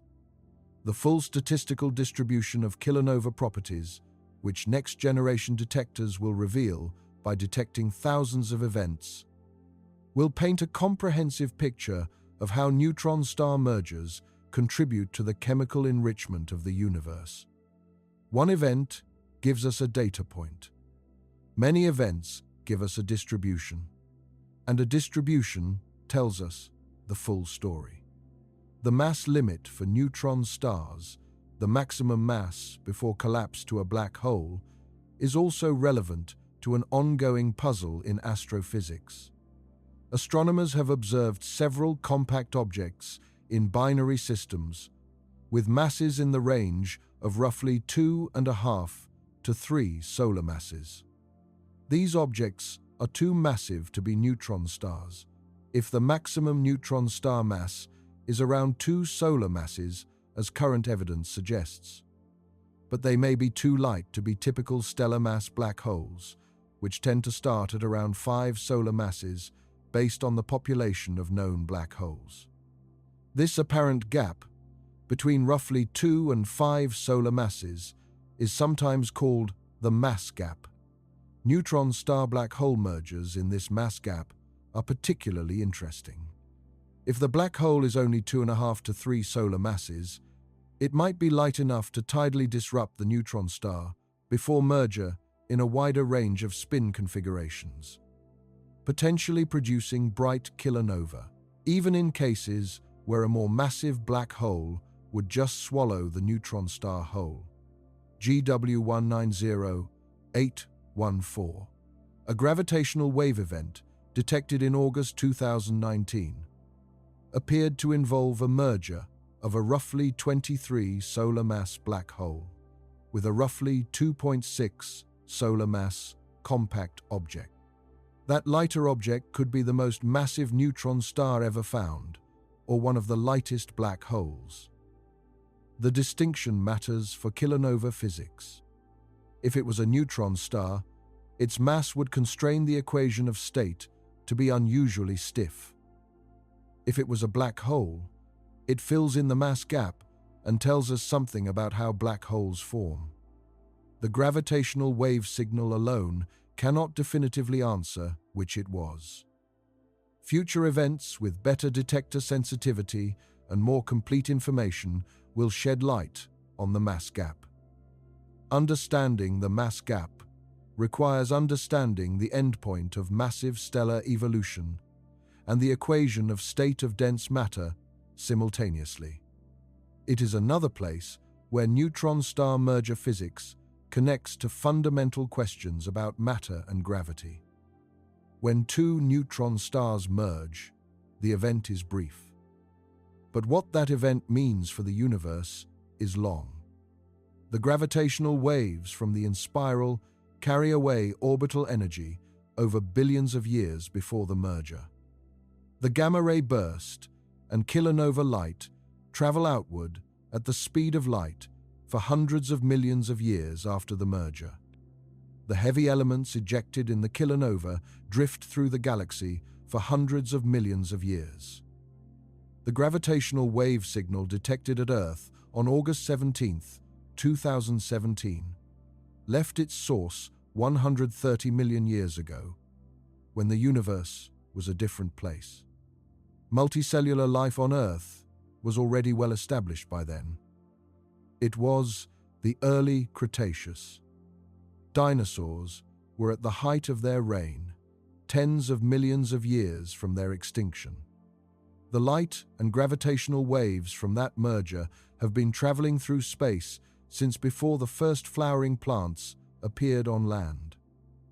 And they arrived at Earth, passed through our planet, disturbed the arm length of a machine in Hanford, Washington, and a machine in Livingston, Louisiana, by less than 1,000th the diameter of a proton, and were recorded. And from that signal, we extracted the masses of the merging objects, the distance to the source, a constraint on the speed of gravitational waves, a new measurement of the Hubble constant, a tidal measurement constraining the neutron star equation of state, and a connection to the gamma-ray burst that confirmed the origin of short gamma-ray bursts. Then the optical counterpart was found, and from its light we identified strontium and confirmed the kilonova, and watched heavy elements being made, 130 million light-years away, in the remnant of two dead stars that had been circling each other for billions of years. That is what the universe gave us on August 17, 2017. It was a good day for physics. The search for the next kilonova detection is a global effort. Every time the LIGO-Virgo-Cagra network announces a gravitational wave candidate consistent with a neutron-star merger, telescope networks around the world mobilize. Optical telescopes, both large professional instruments and networks of smaller robotic telescopes, scan the sky localization region. Infrared telescopes look for the characteristic red glow of R-process element decay. Radio telescopes watch for the long-lived jet afterglow. X-ray satellites look for the X-ray counterpart. It is an orchestrated global response to an event that arrives without warning and demands immediate action. For every confirmed event like GW1708, 17. There are many alerts that turn out to be false alarms or inconclusive, or events where the sky localization is too poor to identify a counterpart. The process is labor-intensive. It requires coordination across time zones and hemispheres. It requires telescope time to be pre-allocated and rapidly reallocated when an alert arrives. It requires data pipelines that can process observations and generate results within hours. The community has invested enormously in building this infrastructure. Dedicated programs exist to fund the follow-up observations. International agreements allow rapid sharing of data and results. The Gamma Ray Coordinates Network distributes alerts and observations automatically. The Transient Name Server assigns designations to candidates. Data from multiple telescopes is combined and analyzed in near real time. All of this machinery exists because of what GW 170817 demonstrated was possible. Before that event, the case for investing in kilonova follow-up infrastructure was theoretical. After that event, it was proven. The investment has continued and expanded.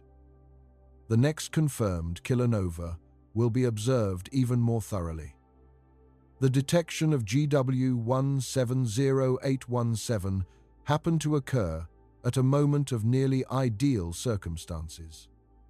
The gravitational wave detector network was operating with high sensitivity. Virgo had just joined the network weeks before, providing the 3-detector localization that allowed astronomers to pinpoint the source to a relatively small region of sky.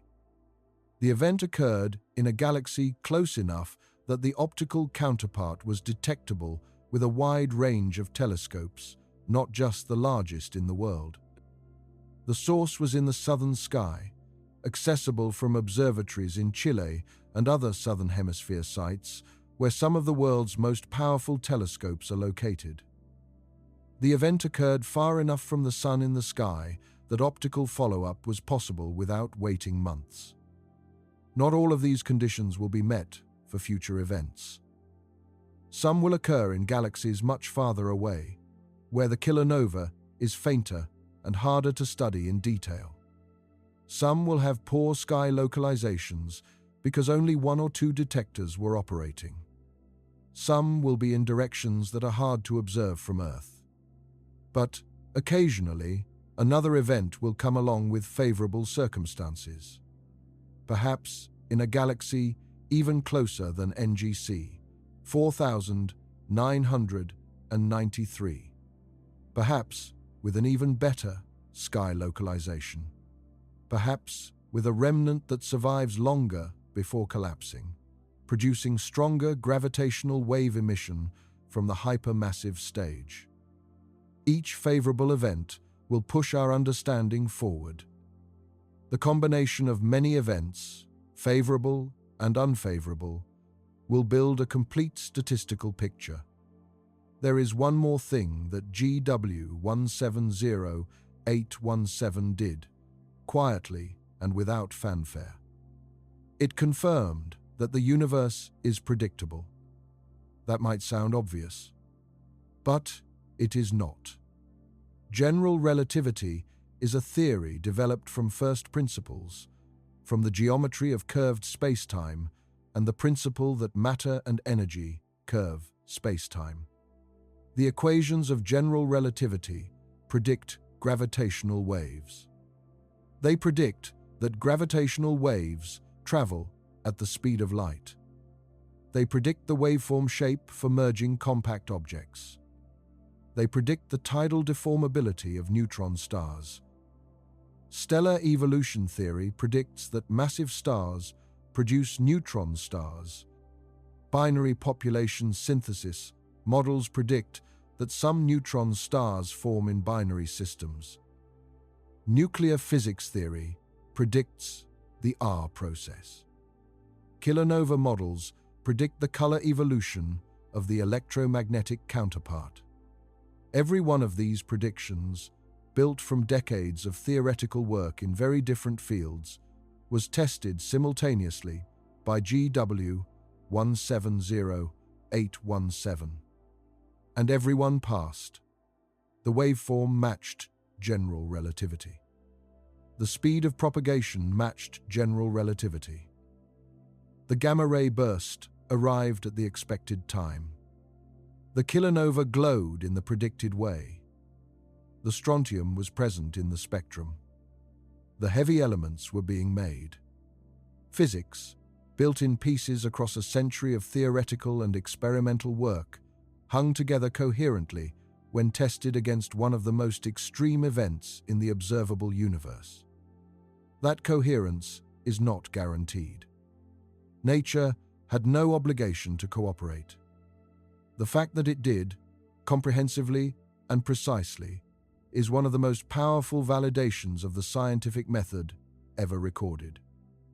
Somewhere in this galaxy, two dead stars are still spiraling toward each other. They have been doing this for millions of years, and at some point, they will meet. The gold in your hand carries the proof of that meeting, from some past collision, from the violent alchemy that built the heavy end of the periodic table. And the next time it happens, if the stars align in the right way, if the gravitational wave detectors are running and the telescopes can see it, we will watch it happen again. We will measure the gold being made. We will measure the space-time ripples carrying the news. We will push our understanding of neutron stars and nuclear physics and the expansion of the universe a little further, one event at a time. The universe is generous with data for those who build the instruments to receive it. There is a personal dimension to this story that is easy to lose in the technical details. The scientists who built LIGO spent careers on a project many people thought was a fool's errand. The idea of building a machine sensitive enough to detect gravitational waves from events billions of light-years away was, when first proposed, widely regarded as impractical. The challenges were extraordinary. Seismic noise from trucks on nearby roads. Thermal noise in the mirrors. Quantum noise in the laser. Every vibration in the Earth larger than a proton diameter. All of these would drown out a gravitational wave signal, if not managed with extraordinary ingenuity. The solutions required decades of engineering development. Active seismic isolation systems that sense incoming vibrations and cancel them electronically. Mirror suspensions designed to minimize thermal noise at the relevant frequencies. Laser systems so stable that their quantum noise floor is the limiting factor. Vacuum systems maintaining pressures lower than the surface of the Moon over kilometers of beam tube. Building LIGO required inventing technology that had never existed. It required persistence through repeated failed designs and rebuilt systems. It required convincing funding agencies to invest hundreds of millions of dollars in a project that wouldn't produce science for decades. The scientists who made the first proposals are not all alive to see the results. Those who are alive spent much of their careers on a question that wouldn't be answered in the timescale of ordinary scientific grants. The intergenerational nature of the project is itself remarkable. Graduate students who worked on early LIGO design are now senior scientists. Some of the original proposers have seen their ideas vindicated decades later. The detection of GW 150914 in 2015 and of GW 170817 2 years later were moments of extraordinary vindication. For a community that had invested decades in the pursuit, the first detection was not just a scientific result. It was confirmation that the entire enterprise had been worthwhile.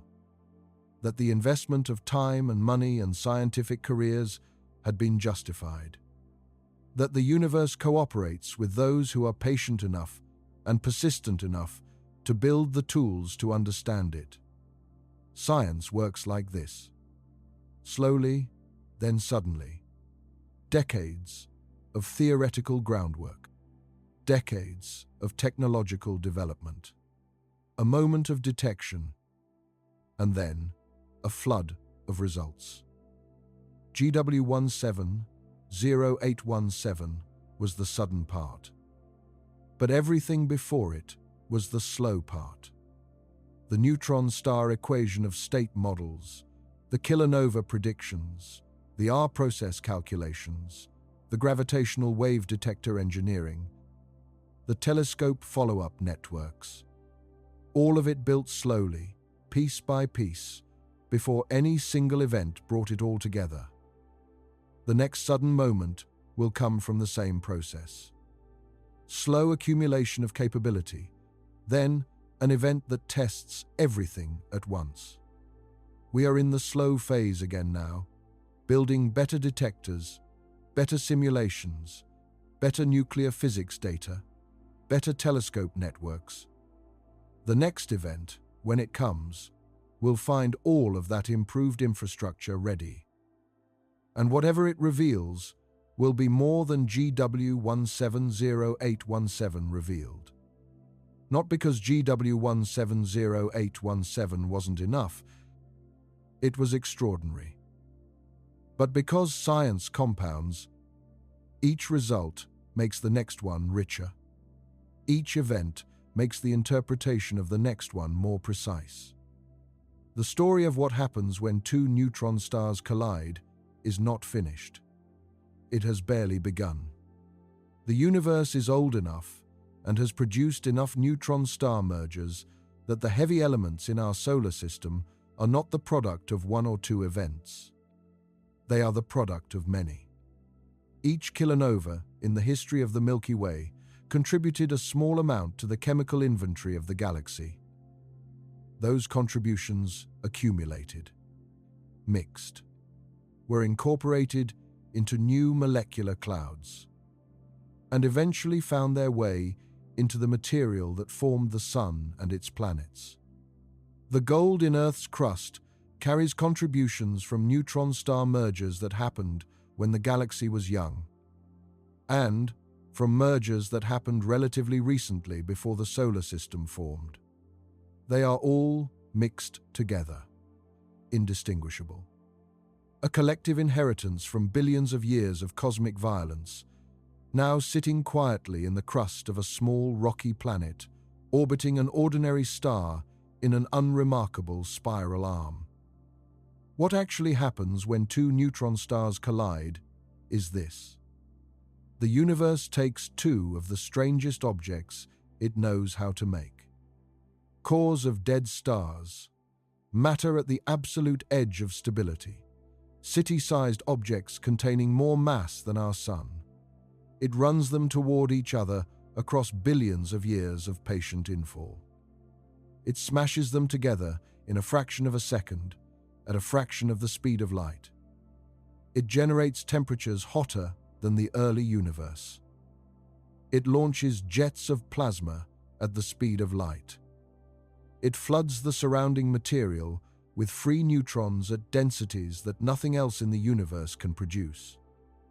It forges gold, platinum, uranium, strontium, barium, iodine, half the elements on the right side of the periodic table, all in less time than it takes to draw a breath.